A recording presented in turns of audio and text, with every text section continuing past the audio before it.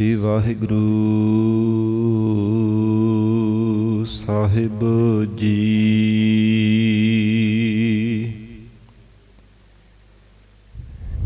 ਇਕ ਓੰਕਾਰ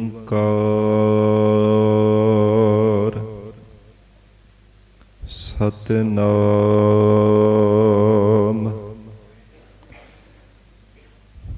ਕਰਤਾ ਪੁਰਖ ਨਿਰਭਉ ਨਿਰਵੈਰ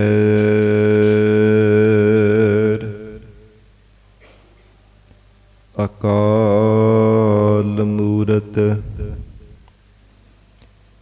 ਅਜੂਨੀ ਸੈਭੰ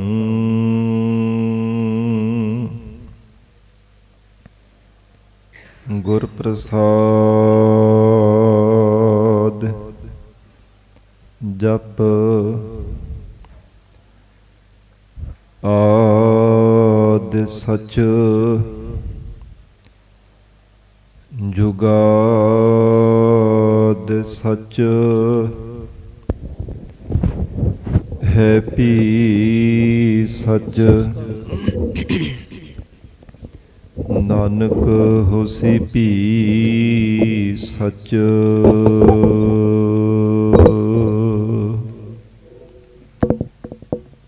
ਹਮ ਅੰਧਲੇ ਅੰਧ ਬਿਖੈ ਬਿਖਰਾਤੇ ਕਿਉ ਚਾਲਹਿ ਗੁਰ ਚਾਲੀ।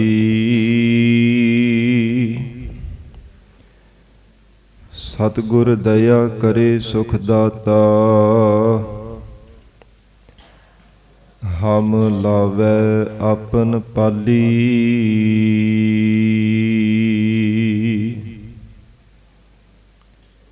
ਗੁਰ ਸਿੱਖ ਮੀਤ ਚੱਲਹੁ ਗੁਰ ਚਾਲੀ।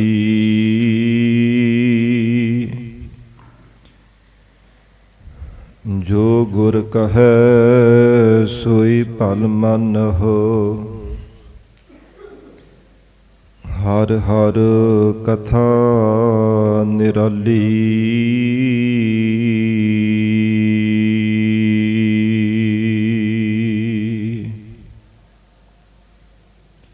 ਜੋ ਗੁਰ ਕਹੈ ਸੋਈ ਭਲ ਮੰਨਹੁ ਹਰ ਹਰ ਕਥਾ ਨਿਰਾਲੀ।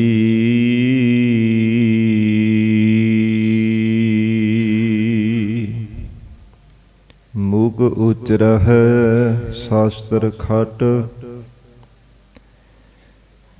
ਪਿੰਗ ਗਿਰਨ ਚੜ ਜਾਏ।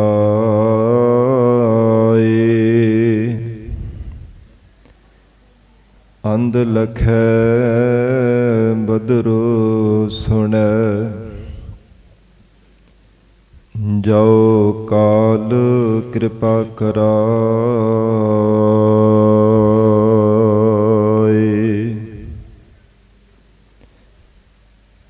ਮਤ ਸਮਤ ਤੇਰੇ ਵਸ ਸੁਆਮੀ ਹਮ ਜੰਤ ਤੂੰ ਪੁਰਖ ਜੰਤੈਨੀ।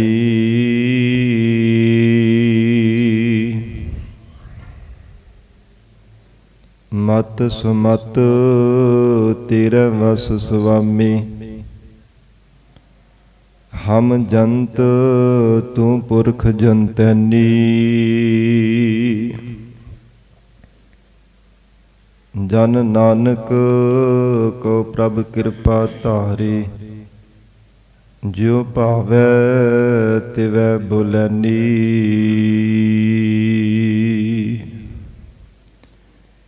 ਬੇਸੁਮਾਰ ਅਥਾਹ ਅਗਨਤ ਅਤੁਲੈ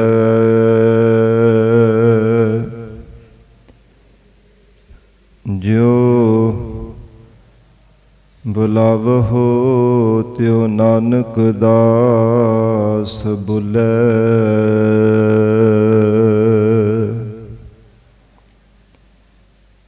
ਬੇਸੁਮਾਰ ਅਥਾਹ ਅਗਨਤ ਅਤੁਲੈ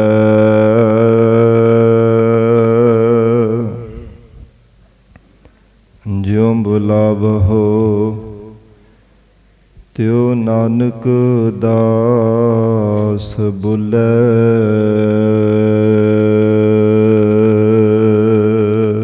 ਸਤਨਾਮ ਸ੍ਰੀ ਵਾਹਿਗੁਰੂ ਸਾਹਿਬ ਜੀਓ। ਜੈਤ ਸਰੀ ਮਹੱਲਾ ਚੌਥਾ। ਹਰ ਹਰ ਹਰ ਹਰ ਨਾਮ ਜਪਾਹਾ, ਗੁਰਮੁਖ ਨਾਮ ਸਦਾ ਲੈ ਲਾਹਾ। ਹਰ ਹਰ ਹਰ ਹਰ ਭਗਤ ਦ੍ਰਿੜਾਵਹੁ, ਹਰ ਹਰ ਨਾਮ ਓ ਮਹਾਰਾਮ। ਹਰ ਹਰ ਨਾਮ ਦਇਆਲ ਧਿਆਹਾ, ਹਰ ਕੈ ਰੰਗ ਸਦਾ ਗੁਣ ਗਾਹਾ। ਹਰ ਹਰ ਹਰ ਜਸ ਭੂਮਰ ਪਾਵਹੁ, ਮਿਲ ਸਤ ਸੰਗ ਓ ਮਹਾਰਾਮ। ਆਓ ਸਖੀ ਹਰ ਮੇਲ ਮਿਲਾਹਾ, ਸੁਣ ਹਰ ਕਥਾ ਨਾਮ ਲੈ ਲਾਹਾ। ਹਰ ਹਰ ਕਿਰਪਾ ਧਾਰ ਗੁਰ ਮਿਲਹੁ, ਗੁਰ ਮਿਲਿਆ ਹਰ ਓ ਮਹਾਰਾਮ। ਕਰ ਕੀਰਤ ਜਸ ਅਗਮਾ ਥਾਹਾ, ਖਿਨ ਖਿਨ ਰਾਮ ਨਾਮ ਗਾਵਹਾ। ਮੋਹ ਕਾ ਉਤਾਰ ਕਿਰਪਾ ਮਿਲਿਆ ਗੁਰ ਦਾਤੇ, ਹਰ ਨਾਨਕ ਭਗਤ ਓ ਮਹਾਰਾਮ। ਹਰ ਹਰ ਹਰ ਹਰ ਨਾਮ ਜਪਾਹਾ। ਵਾਹਿਗੁਰੂ ਜੀ ਕਾ ਖਾਲਸਾ, ਵਾਹਿਗੁਰੂ ਜੀ ਕੀ ਫਤਿਹ। ਪਤਿਤ ਪਾਵਨ ਭਗਤ ਵਛਲ, ਅੰਤਰਜਾਮੀ ਕਰੁਣਾ ਨਿਧਾਨ, ਗੁਰੂ ਗਰੀਬ ਨਵਾਜ। ਕਲਯੁਗ ਕੇ ਤਾਰਨ ਹਾਰੇ ਸ਼ਬਦ ਗੁਰੂ, ਦਸਾਂ ਹੈ ਪਾਤਸ਼ਾਹੀਆਂ ਕੇ ਆਤਮਿਕ ਸਰੂਪ ਸਤਿਗੁਰੂ। ਜੁਗੋ ਜੁਗ ਅਟਲ ਸਤਿਗੁਰੂ, ਤਖਤ ਛਤਰ ਚਵਰ ਦੇ ਮਾਲਿਕ ਸਤਿਗੁਰੂ। ਸ਼ਬਦਾ ਅਵਤਾਰ ਸਤਿਗੁਰੂ, ਧੰਨ ਧੰਨ ਸ੍ਰੀ ਗੁਰੂ ਗ੍ਰੰਥ ਸਾਹਿਬ ਮਹਾਰਾਜ ਸੱਚੇ ਪਾਤਸ਼ਾਹ ਜੀ ਦੀ ਪਾਵਨ ਪਵਿੱਤਰ ਹਜ਼ੂਰੀ ਅੰਦਰ ਜੁੜ ਬੈਠੇ ਗੁਰੂ ਖਾਲਸਾ ਸਾਧ ਸੰਗਤ ਜੀਓ। ਸਤਿਗੁਰੂ ਜੀ ਦੀ ਮਹਾਨ ਬਖਸ਼ਿਸ਼ ਦਾ ਸਦਕਾ ਅੰਮ੍ਰਿਤ ਵੇਲੇ ਤੋਂ ਮਹਾਰਾਜ ਸਿੰਘ ਜੀ ਦੀ ਪਾਵਨ ਹਜ਼ੂਰੀ ਅੰਦਰ ਦੀਵਾਨ ਸਜੇ ਸਨ। ਸਜੇ ਹੋ ਦੀਵਾਨਾਂ ਅੰਦਰ ਆਪ ਸਰਬੱਤ ਸੰਗਤਾਂ ਹਾਜ਼ਰੀਆਂ ਭਰ ਕੇ ਲਾਹੇ ਪ੍ਰਾਪਤ ਕਰ ਰਹੇ ਹੋ। ਅੰਮ੍ਰਿਤਮਈ ਪਾਵਨ ਗੁਰਬਾਣੀ ਦੇ ਜਾਪ, ਆਸਾ ਕੀ ਵਾਰ ਗੁਰਬਾਣੀ ਦਾ ਰਸ ਪਿੰਨਾ ਕੀਰਤਨ ਆਪ ਸੰਗਤਾਂ ਨੇ ਸਰਵਣ ਕੀਤਾ ਹੈ। ਹੁਣ ਇਸ ਪਾਵਨ ਅਸਥਾਨ ਤੇ ਗੁਰਦੁਆਰਾ ਲੰਗਰ ਸਾਹਿਬ ਵਿਖੇ ਚੱਲ ਰਹੀ ਲੜੀਵਾਰ ਗੁਰਬਾਣੀ ਦੀ ਕਥਾ ਵਿਚਾਰ ਦਾ ਸਮਾਂ ਹੋਇਆ ਹੈ। ਆਓ ਸਾਧ ਸੰਗਤ ਜੀ ਹੋਰ ਵੀ ਕੁਝ ਸਮਾਂ ਪਿਆਰ ਸਤਿਕਾਰ ਸਹਿਤ ਮਹਾਰਾਜ ਸਾਹਿਬ ਜੀ ਦੇ ਚਰਨਾਂ ਵਿੱਚ ਬੈਠ ਕੇ ਸਤਿਗੁਰੂ ਜੀ ਦਾ ਅੰਮ੍ਰਿਤਮਈ ਪਾਵਨ ਉਪਦੇਸ਼ ਸਰਵਣ ਕਰਕੇ ਲਾਹੇ ਪ੍ਰਾਪਤ ਕਰੀਏ। ਗਰੀਬ ਨਵਾਜ ਧੰਨ ਸਤਿਗੁਰੂ ਸ੍ਰੀ ਗੁਰੂ ਰਾਮਦਾਸ ਸਾਹਿਬ ਜੀ ਮਹਾਰਾਜ ਪਾਵਨ ਸ਼ਬਦ ਅੰਦਰ ਉਪਦੇਸ਼ ਬਖਸ਼ਿਸ਼ ਕਰ ਰਹੇ ਹਨ। ਪਿਆਰ ਸਹਿਤ ਮਹਾਰਾਜ ਜੀ ਦੇ ਚਰਨਾਂ ਵਿੱਚ ਬੈਠ ਕੇ ਸਰਵਣ ਕਰਕੇ ਲਾਹੇ ਪ੍ਰਾਪਤ ਕਰੀਏ। ਵਿਚਾਰ ਦੀ ਪ੍ਰਾਰੰਭਤਾ ਤੋਂ ਪਹਿਲਾਂ ਜ਼ਰੂਰੀ ਹੈ ਚਿੱਤ ਨੂੰ ਇਕਾਗਰ ਕਰਨਾ। ਸਰਬੱਤ ਸੰਗਤ ਅਸੀਸ ਬਖਸ਼ਿਸ਼ ਕਰੋ। ਧੰਨ ਸ੍ਰੀ ਗੁਰੂ ਗ੍ਰੰਥ ਸਾਹਿਬ ਮਹਾਰਾਜ ਜੀ ਨੂੰ ਸੀਸ ਝੁਕਾ ਕੇ ਰਸਨਾ ਤੋਂ ਪਿਆਰ ਨਾਲ ਉਚਾਰਨ ਕਰੋ ਜੀ। ਕਰੋ ਰਸਨਾ ਪਵਿੱਤਰ। ਸਤਨਾਮ ਸ੍ਰੀ ਵਾਹਿਗੁਰੂ ਸਾਹਿਬ ਜੀ। ਸਤਨਾਮ ਸ੍ਰੀ ਵਾਹਿਗੁਰੂ ਸਾਹਿਬ ਜੀ। ਜੈਤ ਸਰੀ ਮਹੱਲਾ ਚੌਥਾ। ਹਰ ਹਰ ਹਰ ਹਰ ਨਾਮ ਜਪਾਹਾ। ਧੰਨ ਸਤਿਗੁਰੂ ਸ੍ਰੀ ਗੁਰੂ ਰਾਮਦਾਸ ਸਾਹਿਬ ਜੀ ਮਹਾਰਾਜ ਹਜੂਰ ਬਖਸ਼ਿਸ਼ ਕਰਦੇ ਹਨ। ਉਸ ਅਕਾਲ ਪੁਰਖ ਵਾਹਿਗੁਰੂ ਪਰਮੇਸ਼ਰ ਦੇ ਨਾਮ ਦਾ ਜਾਪ ਕਰਿਆ ਕਰ। ਹੇ ਜੀਵ, ਜਿਸ ਪਰਮੇਸ਼ਰ ਦਾ ਨਾਮ ਸਤਜੁਗ ਦੇ ਵਿੱਚ ਵੀ ਸਤ ਸੀਗਾ, ਤ੍ਰੇਤੇ ਵਿੱਚ ਵੀ ਪਰਮੇਸ਼ਰ ਦਾ ਨਾਮ ਸਤ ਸੀ, ਦੁਆਪਰ ਦੇ ਯੁੱਗ ਵਿੱਚ ਵੀ ਪਰਮੇਸ਼ਰ ਦਾ ਨਾਮ ਸਤ ਸੀ, ਹੁਣ ਕਲਯੁਗ ਦੇ ਭਿਆਨਕ ਸਮੇਂ ਅੰਦਰ ਵੀ ਪਰਮੇਸ਼ਰ ਦਾ ਨਾਮ ਸਤ ਹੈ।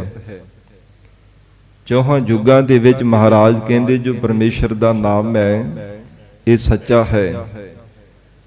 ਆਉਣ ਵਾਲੇ ਸਮੇਂ ਵਿੱਚ ਵੀ ਪਰਮੇਸ਼ਰ ਦਾ ਨਾਮ ਸਤ ਹੋਵੇਗਾ। ਧੰਨ ਸਤਿਗੁਰੂ ਸ੍ਰੀ ਗੁਰੂ ਤੇਗ ਬਹਾਦਰ ਸਾਹਿਬ ਮਹਾਰਾਜ ਸੱਚੇ ਪਾਤਸ਼ਾਹ ਜੀ ਹਜੂਰ ਨੇ ਪਾਵਨ ਸ਼ਲੋਕਾਂ ਦੇ ਅੰਦਰ ਉਪਦੇਸ਼ ਦਿੱਤਾ ਹੈ, ਨਾਮ ਰਹਿਓ ਸਾਧੂ ਰਹਿਓ, ਰਹਿਓ ਗੁਰ ਗੋਬਿੰਦ।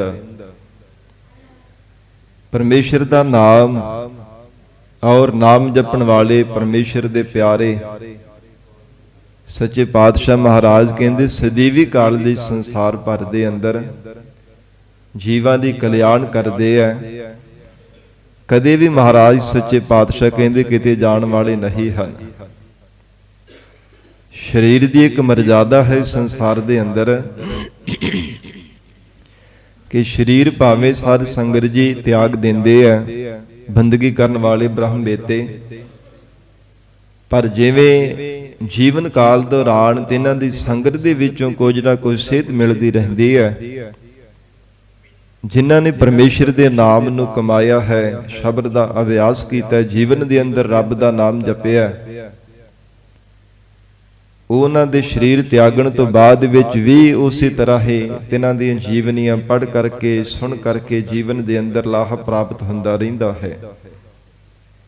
ਇਸ ਕਰਕੇ ਮਹਾਰਾਜ ਕਹਿੰਦੇ ਨਾਮ ਰਹਿਓ ਸਾਧੂ ਰਹਿਓ। ਜਿੱਥੇ ਪਰਮੇਸ਼ਰ ਦਾ ਨਾਮ ਸਤ ਹੈ ਉੱਥੇ ਪਰਮੇਸ਼ਰ ਦੇ ਪਿਆਰੇ ਵੀ ਸਤ ਹਨ ਔਰ ਅਕਾਲ ਪੁਰਖ ਵਾਹਿਗੁਰੂ ਜੀ ਦੇ ਸਰਗੁਣ ਸਰੂਪ ਗਰੀਬ ਨਿਵਾਜ ਸਤਿਗੁਰੂ ਜੀ ਸਦੀਵੀ ਕਾਲ ਦੇ ਸਤ ਸਰੂਪ ਹਨ। ਸੱਚੇ ਪਾਤਸ਼ਾਹ ਧੰਨ ਗੁਰੂ ਰਾਮਦਾਸ ਸਾਹਿਬ ਜੀ ਮਹਾਰਾਜ ਪਾਵਨ ਸ਼ਬਦ ਅੰਦਰ ਉਪਦੇਸ਼ ਦਿੰਦੇ ਆ, ਹੈ ਜੀਵਾ ਐਸੇ ਪਰਮੇਸ਼ਰ ਦੇ ਨਾਮ ਦਾ ਜਾਪ ਕਰ ਜਿਹੜਾ ਸ੍ਰਿਸ਼ਟੀ ਦੇ ਬਣਨੇ ਤੋਂ ਪਹਿਲਾਂ ਵੀ ਸੱਚਾ ਸੀ। ਜਦੋਂ ਯੁੱਗਾਂ ਦਾ ਆਕਾਰ ਬਣਿਆ, ਯੁੱਗ ਬਣਿਆ, ਪਰਮਾਤਮਾ ਨੇ ਸ੍ਰਿਸ਼ਟੀ ਦਾ ਆਕਾਰ ਬਣਾਇਆ, ਮਹਾਰਾਜ ਕਹਿੰਦੇ ਉਹਨਾਂ ਯੁੱਗਾਂ ਵਿੱਚ ਵੀ ਸੱਚਾ ਹੈ। ਤੇ ਜਦੋਂ ਸ੍ਰਿਸ਼ਟੀ ਨਹੀਂ ਰਹਿਣੀ, ਸੰਸਾਰ ਦੇ ਜੀਵਾਂ ਨੇ ਸਭ ਨੇ ਅਭਾਵ ਹੋ ਜਾਣਾ। ਆਉਣ ਵਾਲੇ ਸਮੇਂ ਵਿੱਚ ਮਹਾਰਾਜ ਕਹਿੰਦੇ ਜਦੋਂ ਕਿਸੇ ਵੀ ਜੀਵ ਨੇ ਨਹੀਂ ਰਹਿਣਾ ਉਦੋਂ ਵੀ ਪਰਮੇਸ਼ਰ ਦੇ ਨਾਮ ਹੀ ਸੱਚਾ ਹੋਣਾ। ਆਦਿ ਸੱਚ, ਜੁਗਾਦਿ ਸੱਚ, ਹੈ ਭੀ ਸੱਚ, ਨਾਨਕ ਹੋਸੀ ਭੀ ਸੱਚ। ਸਦੀਵੀ ਕਾਲ ਦੀ ਜਿਵੇਂ ਪ੍ਰਮਾਤਮਾ ਆਪ ਸੱਚਾ ਹੈ, ਉਸੇ ਤਰ੍ਹਾਂ ਪ੍ਰਮਾਤਮਾ ਦਾ ਨਾਮ ਵੀ ਸਦਾ ਲਈ ਸਤ ਹੈ। ਜਿਵੇਂ ਸੰਸਾਰ ਦੇ ਅੰਦਰ ਸੰਗਤ ਜੀ ਕੋਈ ਕਿਸੇ ਤਰ੍ਹਾਂ ਦੇ ਜਾਪ ਕਰਦਾ, ਕੋਈ ਕਿਸੇ ਦਾ ਨਾਮ ਜਪਦਾ, ਹਜੂਰ ਨੇ ਗੁਰਬਾਣੀ ਵਿੱਚ ਬਚਨ ਉਚਾਰਨ ਕੀਤੇ ਹਨ, ਕੀਰਤਨ ਨਾਮ ਕਥੇ ਤੇਰੇ ਜਿਹਵਾ, ਸਤ ਨਾਮ ਤੇਰਾ ਪਰਾ ਪੂਰਬਲਾ। ਜਿਵੇਂ ਅਕਾਲ ਪੁਰਖ ਪਰਮੇਸ਼ਰ ਦੇ ਬੇਅੰਤ ਨਾਮ ਹਨ, ਉਸ ਦੇ ਨਾਵਾਂ ਦਾ ਵੀ ਕੋਈ ਅੰਤ ਨਹੀਂ ਪੈਂਦਾ। ਕੋਈ ਅਕਾਲ ਪੁਰਖ ਪਰਮੇਸ਼ਰ ਦਾ ਨਾਮ ਆਰਾਮ ਕਰਕੇ ਜਪਦਾ, ਕੋਈ ਗੋਬਿੰਦ ਕਰਕੇ ਜਪਦਾ। ਜਿਵੇਂ ਸਤਜੁਗ ਦੇ ਵਿੱਚ ਵਾਸਦੇਵ ਦਾ ਜਾਪ ਕੀਤਾ ਜਾਂਦਾ ਸੀ, ਇਸ ਪ੍ਰਕਾਰ ਜਿਵੇਂ ਪ੍ਰਮਾਤਮਾ ਦੇ ਕੀਰਤਨ ਨਾਮ ਹਨ, ਗਰੀਬ ਨਵਾਜ ਮਹਾਰਾਜ ਕਹਿੰਦੇ ਕੋਈ ਕਿਸੇ ਤਰ੍ਹਾਂ ਕਰਕੇ, ਕੋਈ ਕਿਸੇ ਤਰ੍ਹਾਂ ਕਰਕੇ ਪਰਮੇਸ਼ਰ ਦੇ ਨਾਮ ਦਾ ਜਾਪ ਕਰਦਾ। ਪਰ ਹਜੂਰ ਕਹਿੰਦੇ ਸਤ ਨਾਮ ਤੇਰਾ ਪਰਾ ਪੂਰਬਲਾ। ਜਿਹੜਾ ਸੱਚਾ ਨਾਮ ਹੈ ਨਾ, ਸਤ ਨਾਮ ਦਾ ਜਾਪ ਹੈ, ਇਹ ਪੂਰਬਲਾ ਹੈ, ਭਾਵ ਬਹੁਤ ਲੰਬੇਰੇ ਸਮੇਂ ਤੋਂ ਜਦੋਂ ਪ੍ਰਮਾਤਮਾ ਆਪ ਨੇ ਸ੍ਰਿਸ਼ਟੀ ਦਾ ਆਕਾਰ ਬਣਾਇਆ। ਗਰੀਬ ਨਵਾਜ ਸਤਿਗੁਰੂ ਰਾਮਦਾਸ ਸਾਹਿਬ ਮਹਾਰਾਜ ਹਜੂਰ ਨੇ ਬਖਸ਼ਿਸ਼ ਕੀਤੀ ਹੈ, ਐਸਾ ਜਿਹੜਾ ਯੁੱਗਾਂ ਦੇ ਵਿੱਚ ਵੀ ਸ੍ਰਿਸ਼ਟੀ ਦੇ ਬਣਨੇ ਤੋਂ ਪਹਿਲਾਂ ਵੀ, ਸ੍ਰਿਸ਼ਟੀ ਦੇ ਅਭਾਵ ਹੋਣ ਤੋਂ ਬਾਅਦ ਵਿੱਚ ਵੀ ਪ੍ਰਮਾਤਮਾ ਦਾ ਨਾਮ ਸੱਚਾ ਹੋਣਾ। ਹਰ ਹਰ ਹਰ ਹਰ ਨਾਮ ਜਪਾਹਾ, ਉਸ ਪਰਮੇਸ਼ਰ ਦੇ ਨਾਮ ਦਾ ਜਾਪ ਕਰਿਆ ਕਰ। ਜਪਣੇ ਯੋਗ ਪਰਮੇਸ਼ਰ ਦਾ ਜਾਪ ਜਪਿਆ ਕਰ। ਤੇ ਇਹ ਨਾਮ ਕਿੱਥੋਂ ਮਿਲਦਾ ਹੈ? ਸਤਿਗੁਰੂ ਜੀ ਦੇ ਚਰਨਾਂ ਵਿੱਚੋਂ ਮਿਲਦਾ ਹੈ। ਮਹਾਰਾਜ ਸਾਹਿਬ ਜੀ ਦੇ ਹਜ਼ੂਰੀ ਚੋਂ ਗਰੀਬ ਨਵਾਜ਼ ਸਤਿਗੁਰੂ ਜੀ ਦੇ ਕੋਲੋਂ ਹੀ ਇਹ ਦਾਤ ਪ੍ਰਾਪਤ ਹੋ ਸਕਦੀ ਹੈ। ਕਿਉਂਕਿ ਬਹੁਤਾਤ ਵਿੱਚ ਸੰਗਤ ਜੀ ਬੇਸਮਝ ਹੋਣੇ ਕਰਕੇ, ਪਤਾ ਨਾ ਹੋਣੇ ਕਰਕੇ ਸਾਡਾ ਸੁਭਾਅ ਇਦਾਂ ਦਾ ਬਣ ਚੁੱਕਾ ਹੈ ਕਿ ਜਿੱਥੇ ਵੀ ਕਿਤੇ ਦੇਖਿਆ ਨਾ ਬਹੁਤਾਤ ਵਿੱਚ ਬਹੁਤ ਜ਼ਿਆਦਾ ਵੱਡਾ ਇਕੱਠ ਹੋ ਗਿਆ, ਉੱਥੇ ਵਿਸ਼ੇਸ਼ ਕਰਕੇ ਅਸੀਂ ਪਹੁੰਚ ਜਾਂਦੇ ਹਾਂ। ਭਾਵੇਂ ਉੱਥੇ ਕੋਈ ਕੰਨਾਂ ਵਿੱਚ ਮੰਤਰ ਦੇ ਰਿਹਾ ਹੋਵੇ, ਭਾਵੇਂ ਪੁੜੀਆਂ ਵਿੱਚ ਬੰਨ੍ਹ ਕੇ, ਚਾਹੇ ਪਾਣੀ ਵਿੱਚ ਫੂਕਾਂ ਮਾਰ ਕੇ ਕਹੀ ਜਾਵੇ ਕਿ ਮੈਂ ਤੁਹਾਨੂੰ ਮੰਤਰ ਦੇ ਦਿੱਤਾ, ਉਸੇ ਨੂੰ ਨਾਮ ਮੰਤਰ ਸਮਝ ਕਰਕੇ ਤੇ ਆਪਣੀ ਜ਼ਿੰਦਗੀ ਦਾ ਆਧਾਰ ਬਣਾ ਲੈਂਦੇ ਆ। ਪਰ ਸੰਗਤ ਜੀ ਖਿਮਾ ਕਰਨਾ, ਇਹ ਗੁਰੂ ਘਰ ਦੀ ਮਰਜ਼ਾਦਾ ਨਹੀਂ ਹੈ। ਜੇ ਕੰਨਾਂ ਵਿੱਚ ਮੰਤਰ ਦੇਣੇ ਹੁੰਦੇ ਤਾਂ ਗੁਰੂ ਕਲਗੀਧਰ ਪਿਤਾ ਧੰਨ ਗੁਰੂ ਗੋਬਿੰਦ ਸਿੰਘ ਸਾਹਿਬ ਮਹਾਰਾਜ ਸੱਚੇ ਪਾਤਸ਼ਾਹ ਆਪਣੇ ਖਾਲਸੇ ਦੀ ਕਿਉਂ ਸਿਰਜਣਾ ਕਰਦੇ? ਕਿਉਂ ਨਿਰਾਲਾ ਪੰਥ ਸੰਸਾਰ ਦੇ ਅੰਦਰ ਉਜਾਗਰ ਕਰਦੇ? ਕਿਉਂ ਮਹਾਰਾਜ ਸੱਚੇ ਪਾਤਸ਼ਾਹ ਜੀ ਬਚਨ ਕਰਕੇ ਹਜੂਰ ਆਪਣੇ ਖਾਲਸੇ ਨੂੰ ਸੁਚੇਤ ਕਰਦੇ? ਜਬ ਲਗ ਖਾਲਸਾ ਰਹਿ ਨਿਆਰਾ, ਤਬ ਲਗ ਤੇਜ ਦਿਓ ਮੈਂ ਸਾਰਾ। ਸੱਚੇ ਪਾਤਸ਼ਾਹ ਮਹਾਰਾਜ ਸਾਹਿਬ ਜੀ ਨੇ ਇਸੇ ਕਰਕੇ ਉਪਦੇਸ਼ ਦਿੱਤਾ ਕਿ ਸਾਡਾ ਖਾਲਸਾ ਸੰਸਾਰ ਦੇ ਨਾਲੋਂ ਬੜਾ ਨਿਰਾਲਾ ਹੈ। ਇਸ ਦੀ ਚਾਲ, ਰਹਿਣਾ, ਸਹਿਣਾ, ਕਹਿਣਾ ਮਹਾਰਾਜ ਕਹਿੰਦੇ ਸੰਸਾਰ ਦੇ ਨਾਲੋਂ ਬਹੁਤ ਨਿਵੇਕਲਾ ਹੈ, ਬਹੁਤ ਵੱਖਰਾ ਹੈ। ਔਰ ਤਾਂ ਹੀ ਰਹਿਤਨਾਮੇ ਵਿੱਚ ਵਚਨ ਹਨ ਕਿ ਜਿਹੜਾ ਜੀਵ ਜੀਵਨ ਦੇ ਅੰਦਰ ਮਹਾਰਾਜ ਜੀ ਦੀ ਬਖਸ਼ੀ ਹੋਈ ਮਰਜ਼ਾਦਾ ਨੂੰ ਨਹੀਂ ਧਾਰਨ ਕਰਦਾ, ਕਿਉਂਕਿ ਜੋ ਪੰਜਾਂ ਕਕਾਰਾਂ ਦੀ ਨਿਤਨੇਮ ਦੀ ਰਹਿਣੀ ਮਹਾਰਾਜ ਸਾਹਿਬ ਜੀ ਨੇ ਜੀਵਨ ਦੇ ਅੰਦਰ ਸਿੱਖ ਨੂੰ ਬਖਸ਼ੀ ਹੈ, ਜੇ ਇਸ ਨੂੰ ਜੀਵਨ ਵਿੱਚ ਧਾਰਨ ਨਹੀਂ ਕਰਦਾ, ਉਸ ਮਨੁੱਖ ਦਾ ਜੀਵਨ ਕਦੇ ਪੂਰਾ ਹੋ ਹੀ ਨਹੀਂ ਸਕਦਾ, ਅਧੂਰੇਪਣ ਵਿੱਚ ਰਹਿ ਜਾਵੇਗਾ, ਅਧੂਰਾ ਹੀ ਸੰਸਾਰ ਤੋਂ ਤੁਰ ਜਾਵੇਗਾ। ਕਦੇ ਉਸ ਦਾ ਜੀਵਨ ਪੂਰਾ ਹੋ ਹੀ ਨਹੀਂ ਸਕਦਾ ਜੇ ਜੀਵਨ ਦੇ ਅੰਦਰ ਮਹਾਰਾਜ ਸਾਹਿਬ ਜੀ ਦੀ ਬਖਸ਼ੀ ਹੋਈ ਰਹਿਣੀ ਨਹੀਂ ਧਾਰਨ ਕਰਦਾ। ਕਿਉਂਕਿ ਸੰਗਤ ਜੀ ਜਿਹੜਾ ਸ਼ਸਤਰ ਤੋਂ ਹੀਣਾ ਮਨੁੱਖ ਹੈ ਨਾ, ਰਹਿਤਨਾਮਿਆਂ ਵਿੱਚ ਉਹਨਾਂ ਪ੍ਰਥਾਈ ਬਚਨ ਆਉਂਦੇ ਆ ਕਿ ਬਿਨਾ ਸ਼ਸਤਰ ਕੇ ਸੰਗ ਨਰੰਗ ਭੇਟ ਜਾਨੋ, ਗਹਿ ਕਾਨ ਤਾਕੈ ਕਿਤੈ ਲੈ ਸਿਧਾਨੋ। ਇਹ ਮੋਰ ਆਗਿਆ ਸੁਨ ਹੋਰੇ ਪਿਆਰੇ, ਬਿਨਾ ਸ਼ਸਤਰ ਕੇ ਸੰਗ ਨਾ ਦੇਵੰ ਦੇਦਾਰੇ। ਗੁਰੂ ਕਲਗੀਧਰ ਪਿਤਾ ਮਹਾਰਾਜ ਸੱਚੇ ਪਾਤਸ਼ਾਹ ਜੀ ਕਹਿੰਦੇ ਆ ਕਿ ਸ਼ਸਤਰਾਂ ਤੇ ਬਿਨਾ, ਕੇਸਾਂ ਤੋਂ ਬਿਨਾ, ਕਹਿੰਦੇ ਕਿ ਭੇਡ ਦੀ ਨਿਆਈ ਸਿੱਖ ਦਾ ਜੀਵਨ ਜਾਣ ਲਓ ਕਿ ਭੇਡ ਦੀ ਤਰ੍ਹਾਂ ਹੈ। ਭੇਡ ਨੂੰ ਕੰਨੋਂ ਫੜ ਕੇ ਜਿਹੜਾ ਮਰਜ਼ੀ ਲੈ ਜਾਂਦਾ, ਉਹਦੇ ਵਾਲ ਮੁੰਨ ਦਿੰਦਾ। ਤੇ ਸੰਗਤ ਜੀ ਜੇ ਸ਼ਸਤਰ ਤੋਂ ਬਿਨਾ ਹੈ, ਸਿੱਖ ਦਾ ਜੀਵਨ ਸ਼ਸਤਰ ਤੋਂ ਬਿਨਾ, ਉਹ ਭੇਡ ਦੀ ਤਰ੍ਹਾਂ ਹੈ, ਜਿੱਧਰ ਮਰਜ਼ੀ ਕੋ ਫੜ ਕਰਕੇ ਆਪਣਾ ਗੁਲਾਮ ਬਣਾ ਲੈਂਦਾ, ਆਪਣੇ ਅਧੀਨ ਕਰਕੇ ਰੱਖ ਲੈਂਦਾ, ਜਿਵੇਂ ਚਾਹੇ ਉਸ ਤੋਂ ਕਰਵਾ ਲੈਂਦਾ। ਪਰ ਜੇ ਸਿੱਖ ਦੇ ਕੋਲ ਸ਼ਸਤਰ ਹੈ, ਮਹਾਰਾਜ ਜੀ ਦੀ ਬਖਸ਼ੀ ਹੋ ਰਹਿਣੀ ਹੈ, ਗੁਰਮਤ ਹੈ, ਉਹ ਫਿਰ ਅਡੋਲ ਹੋ ਕਰਕੇ ਜੀਵਨ ਨਿਰਵਾਹ ਕਰਦਾ।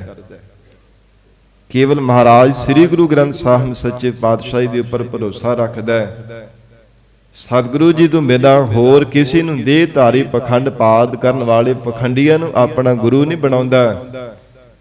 ਕੇਵਲ ਤਾਂ ਕੇਵਲ ਸ਼ਬਦ ਗੁਰੂ ਸ੍ਰੀ ਗੁਰੂ ਗ੍ਰੰਥ ਸਾਹਿਬ ਜੀ ਨੂੰ ਆਪਣਾ ਗੁਰੂ ਮੰਨਦਾ ਹੈ ਕਿ ਇਹਨਾਂ ਤੋਂ ਬਿਨਾਂ ਮੇਰਾ ਕਿਤੇ ਵੀ ਭਲਾ ਨਹੀਂ ਹੋਣ ਵਾਲਾ। ਇਹਨਾਂ ਤੋਂ ਬਿਨਾਂ ਜਿੰਨੇ ਮਰਜ਼ੀ ਮੈਂ ਸੰਸਾਰ ਦੇ ਅੰਦਰ ਭਟਕ ਕਰਕੇ ਦੇਖ ਲਵਾਂ, ਸੰਸਾਰ ਦੇ ਥਾਵਾਂ ਥਾਵਾਂ ਤੇ ਜਾ ਕੇ ਦੇਖ ਲਵਾਂ, ਪਰ ਪਾਰ ਉਤਾਰਾ ਇਹਨਾਂ ਨੇ ਹੀ ਕਰਨਾ। ਹੋਰ ਕੋਈ ਐਸੀ ਥਾਂ ਨਹੀਂ ਜਿੱਥੇ ਜਾ ਕੇ ਭਵ ਸਾਗਰ ਤੋਂ ਤਰ ਸਕਾਂਗਾ। ਸਿੱਖ ਦਾ ਇੰਨਾ ਜ਼ਿਆਦਾ ਨਿਸ਼ਚਾ ਮਹਾਰਾਜ ਜੀ ਦੇ ਚਰਨਾਂ ਤੇ ਹੋਣਾ ਚਾਹੀਦਾ। ਤੋ ਇਸ ਕਰਕੇ ਹਜੂਰ ਕਹਿੰਦੇ ਹੈ ਜੀਵ ਜੇ ਜਾਪ ਜਪਣਾ ਤੇ ਮਹਾਰਾਜ ਸੱਚੇ ਪਾਤਸ਼ਾਹ ਜੀ ਤੋਂ ਨਾਮ ਮੰਤਰ ਦੀ ਦਾਤ ਲੈ ਕਰਕੇ ਜਪਣਾ ਕਰ। ਜੋ ਪੰਜ ਪਿਆਰੇ ਸਹਿਬਾਨ ਖੰਡੇ ਬਾਟੇ ਦੀ ਪਾਹੁਲ ਛਕਾ ਕਰਕੇ ਫਿਰ ਮੂਲ ਮੰਤਰ ਤੇ ਗੁਰ ਮੰਤਰ ਸ੍ਰੀ ਗੁਰੂ ਗ੍ਰੰਥ ਸਾਹਿਬ ਜੀ ਦੀ ਹਜ਼ੂਰੀ ਅੰਦਰ ਦ੍ਰਿੜ ਕਰਵਾਉਂਦੇ ਆ, ਉਸੇ ਦਾ ਕਹਿੰਦੇ ਜੀਵਨ ਦੇ ਅੰਦਰ ਜਾਪ ਕਰਿਆ ਕਰ। ਐਵੇਂ ਨਾ ਵੇਖਾ ਵਿਖਾਈ ਭੇਡ ਚਾਲ ਦੀ ਤਰ੍ਹਾਂ ਕਦੇ ਕਿਸੇ ਥਾਂ ਤੇ ਜਾ ਕੇ ਕੰਨਾਂ ਵਿੱਚ ਮੰਤਰ ਲੈ ਲਏ, ਕਦੇ ਪੁੜੀਆਂ ਵਿੱਚ ਬਣਾ ਕੇ ਲੈ ਲਏ, ਕਦੇ ਪਾਣੀ ਵਿੱਚ ਫੂਕਾਂ ਮਰਾ ਲਈਆਂ, ਕਦੇ ਤਵੀਤ ਬਣਾ ਕੇ ਗਲ ਵਿੱਚ ਪਾ ਲਏ। ਇਹ ਸੰਗਤ ਜੀ ਕੋਈ ਸਿੱਖਾਂ ਵਾਲਾ ਕਰਮ ਨਹੀਂ ਹੈ, ਕਿਉਂਕਿ ਜੀਵਨ ਦੇ ਅੰਦਰ ਅਸਲ ਦੇ ਵਿੱਚ ਮਨੁੱਖ ਗਲਤ ਰਸਤੇ ਤੇ ਉਦੋਂ ਹੀ ਸਿੱਖ ਤੁਰਦਾ ਹੈ, ਆਪਣੇ ਆਪ ਨੂੰ ਸਿੱਖ ਅਖਵਾਉਣ ਵਾਲਾ ਉਦੋਂ ਹੀ ਸਾਧ ਸੰਗਤ ਜੀ ਗਲਤ ਰਸਤੇ ਤੇ ਤੁਰਦਾ ਜਦੋਂ ਇਹ ਜੀਵਨ ਦੇ ਅੰਦਰ ਮਹਾਰਾਜ ਸਾਹਿਬ ਜੀ ਦਾ ਉਪਦੇਸ਼ ਨਹੀਂ ਕਮਾਉਂਦਾ। ਜੀਵਨ ਦੇ ਅੰਦਰ ਜਦੋਂ ਤੱਕ ਅਗਿਆਨਤਾ ਹੈ, ਗਿਆਨ ਦੀ ਪ੍ਰਾਪਤੀ ਨਹੀਂ ਕਰਦਾ, ਉਦੋਂ ਤੱਕ ਸਹੀ ਰਸਤੇ ਨੂੰ ਛੱਡ ਕੇ ਗਲਤ ਰਸਤਾ ਜੀਵਨ ਦੇ ਵਿੱਚ ਧਾਰਨ ਕਰਦਾ ਹੈ। ਗੁਰਮਤਿ ਨੂੰ ਛੱਡ ਕੇ ਮਨ ਮੱਤਾਂ ਨੂੰ ਧਾਰਨ ਕਰਦਾ ਹੈ। ਮਹਾਰਾਜ ਜੀ ਦੀ ਬਖਸ਼ੀ ਹੋਈ ਸਿੱਖਿਆ ਨੂੰ ਛੱਡ ਕਰਕੇ ਅਨਮਤੀਆਂ ਦੀ ਖੋਟੀ ਸਿੱਖਿਆ ਜੀਵਨ ਦੇ ਵਿੱਚ ਧਾਰਨ ਕਰਦਾ ਰਹਿੰਦਾ ਹੈ। ਇਸ ਕਰਕੇ ਤਾਂ ਹੀ ਮਹਾਰਾਜ ਸਾਹਿਬ ਜੀ ਨੇ ਉਪਦੇਸ਼ ਦਿੱਤਾ ਹੈ, ਹੇ ਜੀਵਾ, ਜੇ ਪਰਮੇਸ਼ਰ ਦਾ ਨਾਮ ਜਪਣਾ ਤੇ ਨਾਲ ਨਾਲ ਗੁਰੂ ਕੀ ਮੱਤ ਵੀ ਧਾਰਨ ਕਰ। ਗੁਰਮਤਿ ਨੂੰ ਧਾਰਨ ਕਰਕੇ ਮਨ ਮੱਤਾਂ ਨੂੰ ਛੱਡੇਗਾ ਤਾਂ ਮਹਾਰਾਜ ਕਹਿੰਦੇ ਜੀਵਨ ਦੇ ਅੰਦਰ ਕੁਝ ਲਾਹਾ ਪ੍ਰਾਪਤ ਕੀਤਾ ਜਾ ਸਕਦਾ ਹੈ। ਨਹੀਂ ਤਾਂ ਹਜੂਰ ਕਹਿੰਦੇ ਹਨ ਕਿ ਜੀਵਨ ਕਦੇ ਵੀ ਪੂਰਾ ਨਹੀਂ ਹੋਣ ਵਾਲਾ, ਅਧੂਰੇਪਣ ਦੇ ਵਿੱਚ ਹੀ ਤੇਰਾ ਸਾਰਾ ਜੀਵਨ ਬੀਤ ਜਾਵੇਗਾ। ਸੱਚੇ ਪਾਤਸ਼ਾਹ ਸਤਿਗੁਰੂ ਰਾਮਦਾਸ ਸਾਹਿਬ ਜੀ ਮਹਾਰਾਜ ਉਪਦੇਸ਼ ਦੇ ਰਹੇ ਹੈ, ਹੇ ਗੁਰਸਿੱਖੋ, ਹਰ ਹਰ ਹਰ ਹਰ ਨਾਮ ਜਪਾਹਾ। ਹਰ ਥਾਂ ਤੇ ਵਰਤਨ ਵਾਲਾ, ਜੀਵਾਂ ਨੂੰ ਹਰੇ ਭਰੇ ਕਰਨ ਵਾਲਾ, ਜੀਵਾਂ ਦੇ ਤਪਦਿਆਂ ਹਿਰਦਿਆਂ ਨੂੰ ਠਾਰਨ ਵਾਲਾ। ਮਹਾਰਾਜ ਕਹਿੰਦੇ ਹਰ ਇੱਕ ਜੀਵ ਦੇ ਅੰਦਰ ਵਰਤਨ ਵਾਲਾ, ਹਰ ਜੀਵ ਦੀ ਪਰਵਰਿਸ਼ ਕਰਨ ਵਾਲਾ। ਸੱਚੇ ਪਾਤਸ਼ਾਹ ਕਹਿੰਦੇ ਉਸ ਪਰਮੇਸ਼ਰ ਦਾ ਨਾਮ ਸਦਾ ਲਈ ਸੱਚਾ ਹੈ, ਉਸ ਪਰਮੇਸ਼ਰ ਦੇ ਨਾਮ ਨੂੰ ਜਪਿਆ ਕਰ। ਗੁਰਮੁਖ ਨਾਮ ਸਦਾ ਲੈ ਲਾਹਾ। ਕਿਉਂਕਿ ਗੁਰਮੁਖਾਂ ਨੇ ਉਸ ਪਰਮੇਸ਼ਰ ਦੇ ਨਾਮ ਨੂੰ ਜਪ ਕੇ ਜੀਵਨ ਦੇ ਅੰਦਰ ਪਰਮ ਲਾਹਾ ਲਿਆ ਹੈ। ਅਕਾਲ ਪੁਰਖ ਵਾਹਿਗੁਰੂ ਜੀ ਦੇ ਨਾਮ ਦਾ ਜਾਪ ਕਰਕੇ ਸੰਗਤ ਜੀ ਸੰਸਾਰ ਦੇ ਅੰਦਰ ਕੋਈ ਬਹੁਤਾ ਧਨ ਖੱਟ ਕੇ ਕਹਿੰਦਾ ਜੀ ਮੈਨੂੰ ਬੜਾ ਲਾਹਾ ਮਿਲਿਆ, ਕੋਈ ਪਦਾਰਥਾਂ ਦੀ ਇਕੱਤਰਤਾ ਕਰਕੇ ਕਹਿੰਦਾ ਬੜਾ ਲਾਹਾ ਮਿਲਿਆ, ਕੋਈ ਸਵਾਦਿਸ਼ਟ ਪਦਾਰਥਾਂ ਦਾ ਰਸ ਲੈ ਕਰਕੇ ਕਹਿੰਦਾ ਬੜਾ ਲਾਹਾ ਮਿਲਿਆ, ਕੋਈ ਸੰਸਾਰ ਦੇ ਅੰਦਰ ਔਗਣਾ ਨੂੰ ਧਾਰਨ ਕਰਕੇ ਔਗਣਾ ਭਰਿਆ ਕਰਮ ਕਰਕੇ ਕਹਿੰਦਾ ਲਾਹਾ ਮਿਲਿਆ, ਵਿਸ਼ੇ ਸੁਖਾਂ ਨੂੰ ਮਾਣ ਕੇ ਕਹਿੰਦਾ ਜੀ ਲਾਹਾ ਮਿਲਿਆ। ਪਰ ਇਹ ਦੁਨੀਆ ਦੇ ਜਿੰਨੇ ਵੀ ਲਾਹੇ ਆ ਨਾ, ਸਦਾ ਨਹੀਂ ਜੀਵ ਦੇ ਕੋਲ ਰਹਿਣ ਵਾਲੇ। ਅਸਲ ਲਾਹਾ ਹੈ ਜੀਵਨ ਦੀ ਸਫਲਤਾ ਦਾ। ਜੀਵਨ ਦੀ ਸਫਲਤਾ ਦਾ ਮਹਾਰਾਜ ਕਹਿੰਦੇ ਸਭ ਤੋਂ ਵੱਡਾ ਤੇ ਪਰਮ ਲਾਹਾ ਹੈ। ਜੇ ਇਹ ਲਾਹੇ ਤੋਂ ਮਨੁੱਖ ਵਾਂਝਾ ਰਹਿ ਜਾਂਦਾ ਹੈ, ਦੁਨੀਆ ਦੇ ਜਿੰਨੇ ਮਰਜ਼ੀ ਲਾਹੇ ਲੈ ਲਏ, ਸੱਚੇ ਪਾਤਸ਼ਾਹ ਕਹਿੰਦੇ ਕਿਸੇ ਵੀ ਕੰਮ ਨਹੀਂ ਆਉਣ ਵਾਲੇ।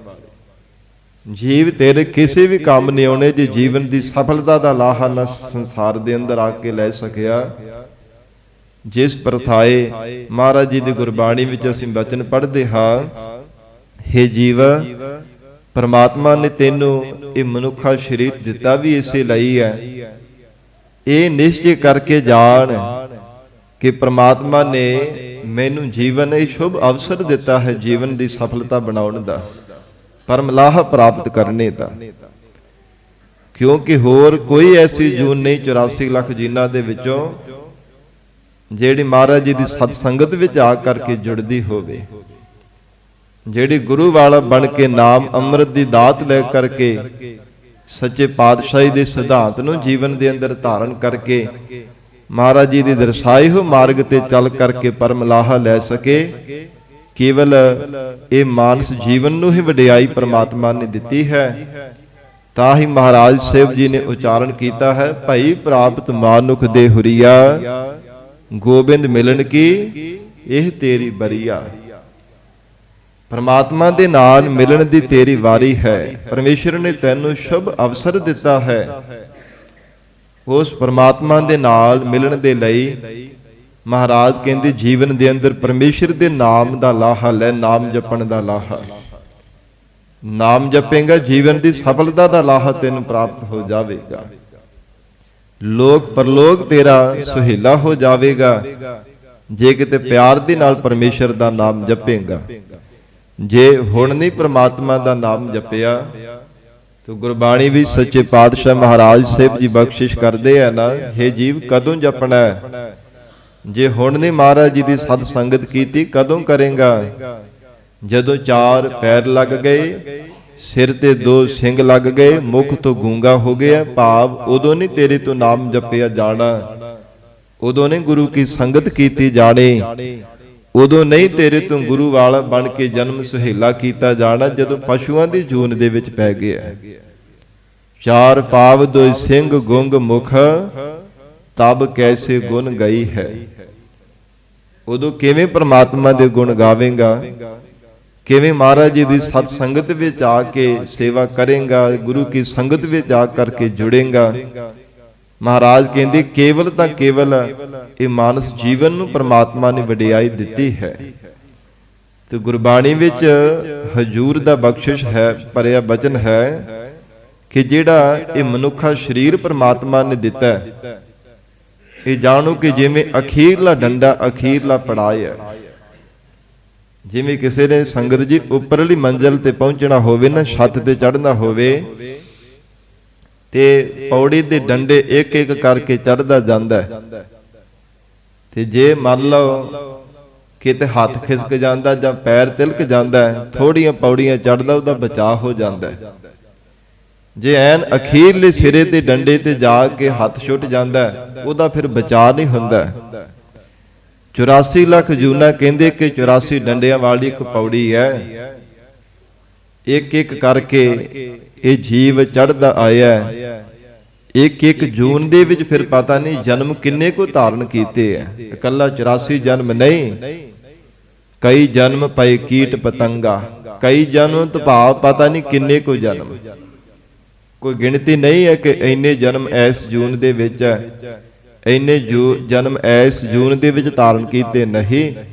ਕਈ ਜਨਮ ਪਏ ਕੀਟ ਪਤੰਗਾ, ਕਈ ਜਨਮ ਗਜ ਮੀਨ ਕੁਰੰਗਾ, ਕਈ ਜਨਮ ਪੰਖੀ ਸਰਪ ਹੋਇਓ, ਕਈ ਜਨਮ ਹੈਵਰ ਬ੍ਰਿਖ ਜੋਇਓ।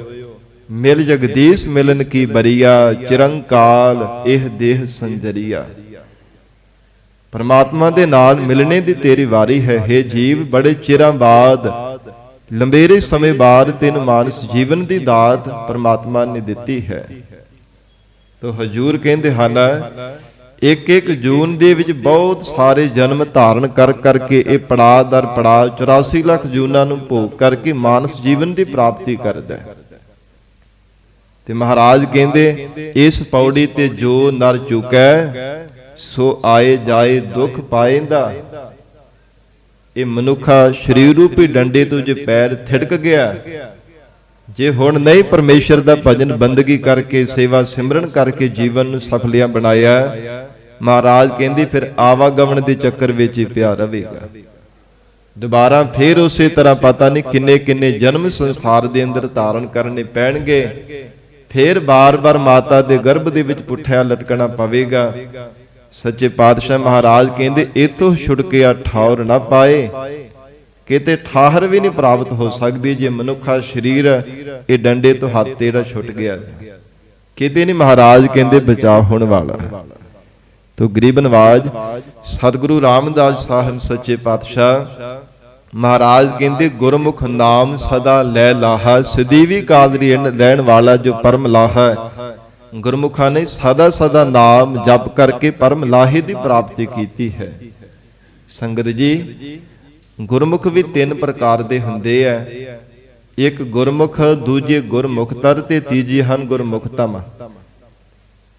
ਗੁਰਬਾਣੀ ਵਿੱਚ ਮਹਾਰਾਜ ਸਾਹਿਬ ਜੀ ਨੇ ਤਿੰਨਾਂ ਪ੍ਰਥਾਏ ਉਚਾਰਨ ਕੀਤਾ। ਗੁਰਮੁਖ ਉਹ ਹੁੰਦੇ ਹਨ, ਉਹਨਾਂ ਦਾ ਸੁਭਾਅ ਕੁਝ ਇਦਾਂ ਦਾ ਹੁੰਦਾ ਹੈ ਕਿ ਭਲਿਆਂ ਨਾਲ ਭਲਾ ਭਾਵ, ਜੇ ਕੋਈ ਚੰਗਾ ਵਿਵਹਾਰ ਕਰਦਾ ਤੇ ਉਹਦੇ ਨਾਲ ਚੰਗਾ ਮਿਲਦੇ, ਮੰਦੇ ਨਾਲ ਮੰਦਾ। ਫਿਰ ਜਿਹੜੇ ਗੁਰਮੁਖਤਰ ਹੁੰਦੇ ਆ ਉਹ ਭਜਨ ਬੰਦਗੀ ਕਰਦੇ ਰਹਿੰਦੇ ਨੇ ਸੰਗਤ ਜੀ। ਤੇ ਜਿਹੜੇ ਗੁਰਮੁਖਤਮ ਹੁੰਦੇ ਆ, ਮਨ ਬਾਣੀ ਸਰੀਰ ਕਰਕੇ ਮਹਾਰਾਜ ਜੀ ਦੇ ਸਨਮੁਖ ਰਹਿਣ ਵਾਲੇ, ਉਹ ਰੱਬ ਦੀ ਰਜ਼ਾ ਵਿੱਚ ਰਾਜੀ ਰਹਿੰਦੇ ਨੇ। ਕੋਈ ਭਲਾ ਕਹੀ ਜਾਵੇ, ਕੋਈ ਬੁਰਾ ਕਹੀ ਜਾਵੇ, ਕਿਸੇ ਪ੍ਰਕਾਰ ਦਾ ਕੋਈ ਵੀ ਉਹਨਾਂ ਦੇ ਮਨ ਤੇ ਅਸਰ ਨਹੀਂ ਪੈਂਦਾ। ਪਰਮਾਤਮਾ ਦੇ ਭਾਣੇ ਵਿੱਚ ਕਦੇ ਵੀ ਉਹ ਸ਼ਰੀਕ ਨਹੀਂ ਬਣਨਾ ਕਰਦੇ।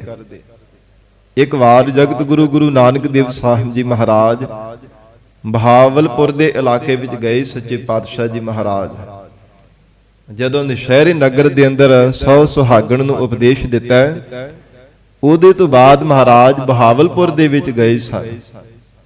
ਉੱਥੇ ਸੰਗਤ ਜੀ ਜਲਾਲ ਨਾਮੇ ਪੀਰ ਲੋਕ ਬੜੀ ਉਹਦੀ ਪੂਜਾ ਕਰਿਆ ਕਰਦੇ। ਹੈ ਵੀ ਬੜਾ ਨੇਮੀ ਸੀਗਾ, ਬੜਾ ਜਪ ਤਪ ਕਰਨ ਵਾਲਾ, ਉੱਚੇ ਸੁੱਚੇ ਜੀਵਨ ਵਾਲਾ ਜਲਾਲ ਪੀਰ ਸੀਗਾ। ਉਹ ਆਪਣੀ ਗੱਦੀ ਤੇ ਬੈਠਾ ਹੋਇਆ, ਜਿਹੜਾ ਵਕਾਉਂਦਾ ਉਹਨੂੰ ਪਰਮੇਸ਼ਰ ਦਾ ਨਾਮ ਜਪਣ ਦੇ ਵਾਸਤੇ ਪ੍ਰੇਰਿਤ ਕਰਦਾ ਸੀਗਾ। ਆਪਣੀ ਝੂਠੀ ਪੂਜਾ ਨਹੀਂ ਸੀ ਕਰਵਾਉਂਦਾ, ਆਪਣੀ ਸੇਵਾ ਕਰਨ ਦੇ ਵਿੱਚ ਨਹੀਂ ਸੀਗਾ ਕਿਸੇ ਨੂੰ ਲਗਾਉਂਦਾ। ਤੇ ਜਦੋਂ ਮਹਾਰਾਜ ਸਾਹਿਬ ਜੀ ਇਸ ਬਹਾਵਲਪੁਰ ਦੇ ਇਲਾਕੇ ਵਿੱਚ ਬਾਹਰ-ਬਾਹਰ ਆ ਕਰਕੇ ਬੈਠੇ ਨੇ, ਅੰਮ੍ਰਿਤ ਵੇਲੇ ਦਾ ਸਮਾਂ ਤੇ ਸਤਿਗੁਰੂ ਜੀ ਮਿੱਠੀ ਧੁਨ ਦੇ ਵਿੱਚ ਜਪਜੀ ਸਾਹਿਬ ਗੁਰਬਾਣੀ ਦਾ ਪਾਠ ਉਚਾਰਨ ਕਰ ਰਹੇ ਨੇ। ਤੇ ਇਸ ਜਲਾਲ ਪੀਰ ਦਾ ਇੱਕ ਮੁਰੀਦ ਸੀਗਾ, ਇਹਦਾ ਇੱਕ ਚੇਲਾ। ਜਦੋਂ ਉੱਥੇ ਆਇਆ ਤੇ ਉਹਨੇ ਕੰਨਾਂ ਵਿੱਚ ਜਦੋਂ ਆਵਾਜ਼ ਪਈ ਤੇ ਬੜੀ ਸੁਰੀਲੀ ਤੇ ਬੜੀ ਮਿਠਾਸ ਭਰੀ ਧੁਨ ਲੱਗੀ, ਉੱਥੇ ਉਹਦੇ ਤੋਂ ਅੱਗੇ ਤੁਰਿਆ ਨਾ ਗਾ, ਉੱਥੇ ਰੁਕ ਗਿਆ।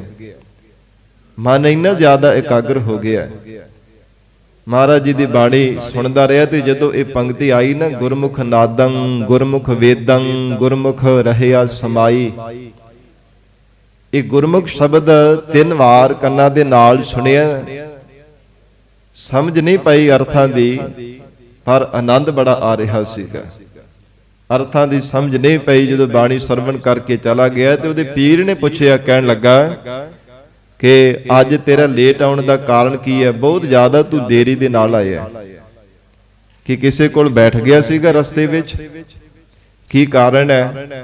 ਜਾਂ ਕਿਸੇ ਨਾਲ ਤੋਂ ਕੋਈ ਗੱਲਾਂ ਬਾਤਾਂ ਕੋਈ ਵਿਚਾਰਾ ਕਰਦਾ ਆਇਆ? ਇੰਨੀ ਦੇਰ ਦੇ ਨਾਲ ਆਉਣ ਦਾ ਤੇਰਾ ਕਾਰਨ ਕੀ ਹੈ? ਤੇ ਅੱਗੋਂ ਕਹਿਣ ਲੱਗਾ, ਪੀਰ ਜੀ ਨਾ ਤਾਂ ਮੈਂ ਕਿਸੇ ਕੋਲ ਬੈਠਾ, ਨਾ ਮੈਂ ਕਿਸੇ ਕੋਲ ਵਿਚਾਰਾਂ ਕਰਕੇ ਆਇਆ, ਪਰ ਇੱਕ ਕੋਈ ਪੀਰ ਇੱਥੇ ਆਇਆ ਜਾਪਦਾ। ਇਸ ਇਲਾਕੇ ਦੇ ਵਿੱਚ ਕੋਈ ਬੰਦਗੀ ਵਾਲਾ ਕੋਈ ਪੀਰ ਜਾਪਦਾ ਹੈ, ਬੜਾ ਨੂਰਾਨੀ ਚਿਹਰਾ ਹੈ।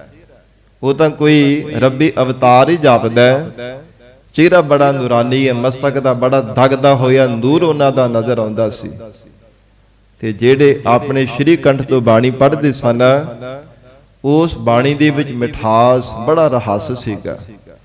ਬੜੀ ਗੁਣਵਾਨ ਬਾਣੀ ਹੈ, ਕਲਿਆਣਕਾਰੀ ਬਾਣੀ ਜਾਪਦੀ ਹੈ। ਉਹ ਬਾਣੀ ਜਦੋਂ ਕੰਨਾਂ ਵਿੱਚ ਆਵਾਜ਼ ਪਈ, ਮੇਰੇ ਤੋਂ ਕਦਮ ਵੀ ਨਹੀਂ ਸੀਗਾ ਪੁੱਟਿਆ ਗਿਆ, ਮੈਂ ਉੱਥੇ ਬੈਠ ਕਰਕੇ ਸੁਣਦਾ ਰਿਹਾ।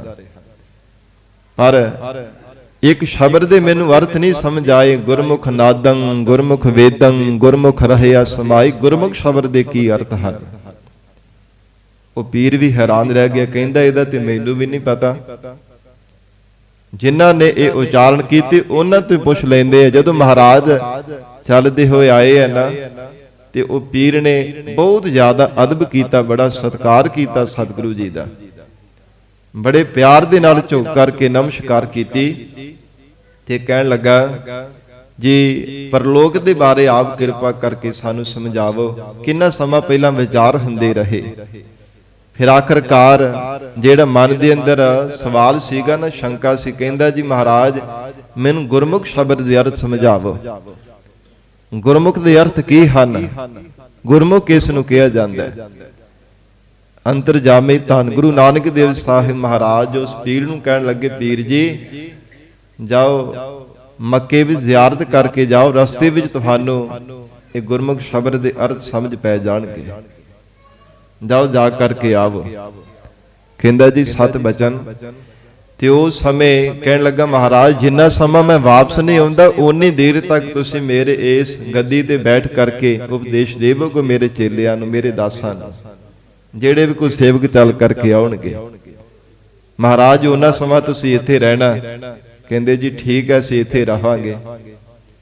ਜਦੋਂ ਸੰਗਤ ਜੀ ਜਲਾਲ ਪੀਰ ਚੱਲਿਆ ਤੇ ਕਿਸੇ ਬੇੜੀ ਦੇ ਵਿੱਚ ਬੈਠ ਕਰਕੇ ਤੁਰਿਆ, ਸਮੁੰਦਰ ਨੂੰ ਪਾਰ ਕਰਨਾ ਸੀ। ਰਸਤੇ ਦੇ ਵਿੱਚ ਇੱਕ ਟਾਪੂ ਤੇ ਜਾ ਕੇ ਰੁਕਿਆ, ਰਾਤ ਉੱਥੇ ਉਸਨੇ ਬਤੀਤ ਕਰਨੀ ਸੀ। ਸ਼ਾਮ ਦਾ ਸਮਾਂ ਹੋਇਆ ਉੱਥੇ ਜਾ ਕਰਕੇ ਟਾਪੂ ਤੇ ਦੇਖਦਾ ਕਿ ਬਾਜ਼ਾਰ ਬਹੁਤ ਸੋਹਣਾ ਸਜਿਆ ਹੋਇਆ ਸੀ, ਬਹੁਤ ਸੋਹਣਾ ਮਕਾਨ ਵੀ ਬਣਿਆ, ਪਰ ਕੋਈ ਉੱਥੇ ਨਜ਼ਰ ਨਹੀਂ ਸੀ ਆਉਂਦਾ ਪਿਆ। ਇੱਕ ਵੀ ਮਨੁੱਖ ਉੱਥੇ ਕੋਈ ਦਿਖਿਆ ਨਾ। ਬੜੀ ਹੈਰਾਨਗੀ ਹੋਈ ਦੇਖ ਕਰਕੇ। ਤੇ ਜਦੋਂ ਥੋੜਾ ਜਿਹਾ ਦਿਨ ਢਲ ਗਿਆ ਨਾ, ਰਾਤ ਪੈਣੀ ਸ਼ੁਰੂ ਹੋ ਗਈ ਹੈ, ਤੇ ਫਿਰ ਅਚਾਨਕ ਕੀ ਦੇਖਦਾ ਹੈ ਕਿ ਉੱਥੇ ਮਹਾਤਮਾ, ਬੰਦਗੀ ਕਰਨ ਵਾਲੇ ਮਹਾਂਪੁਰਖ ਉੱਥੇ ਨਜ਼ਰ ਆਉਂਦੇ ਨੇ, ਤੇ ਉਹ ਬੈਠ ਕਰਕੇ ਪ੍ਰਸ਼ਾਦਾ ਛਕਣ ਲੱਗਦੇ। ਉਹਨਾਂ ਦੀ ਪੰਗਤ ਵਿੱਚ ਜਾ ਕੇ ਜਲਾਲ ਪੀਰ ਵੀ ਬੈਠ ਜਾਂਦਾ। ਜਦੋਂ ਜਾ ਕੇ ਬੈਠਦਾ ਤੇ ਉਸ ਸਮੇਂ ਉਹਨੂੰ ਪ੍ਰਸ਼ਾਦਾ ਮਿਲਦਾ ਨਹੀਂ। ਹੋਰ ਜਿੰਨੇ ਵੀ ਉੱਥੇ ਮਹਾਤਮਾ ਮਹਾਂਪੁਰਖ ਬੈਠੇ ਹੁੰਦੇ ਸਾਰਿਆਂ ਨੂੰ ਪ੍ਰਸ਼ਾਦਾ ਮਿਲ ਜਾਂਦਾ, ਪਰ ਜਲਾਲ ਪੀਰ ਨੂੰ ਨਹੀਂ ਮਿਲਦਾ। ਉਹ ਦਿਨ ਲੰਘ ਜਾਂਦਾ। ਕਹਿਣ ਲੱਗੇ ਕਿ ਤੇਰੇ ਤੋਂ ਕੋਈ ਅਵੱਗਿਆ ਤਾਂ ਨਹੀਂ ਹੋਈ? ਕਹਿੰਦਾ ਜੀ ਨਹੀਂ, ਮੈਂ ਕੋਈ ਅਵੱਗਿਆ ਨਹੀਂ ਕੀਤੀ। ਜਿਹੜੇ ਨਾਲ ਦੇ ਮਹਾਤਮਾ ਬੈਠੇ ਸਨ ਉਹ ਲਾਂਗਰੀ ਨੂੰ ਆਖਣ ਲੱਗੇ ਇਹਦੇ ਵਾਸਤੇ ਪ੍ਰਸ਼ਾਦਾ ਕਿਉਂ ਨਹੀਂ ਆਇਆ?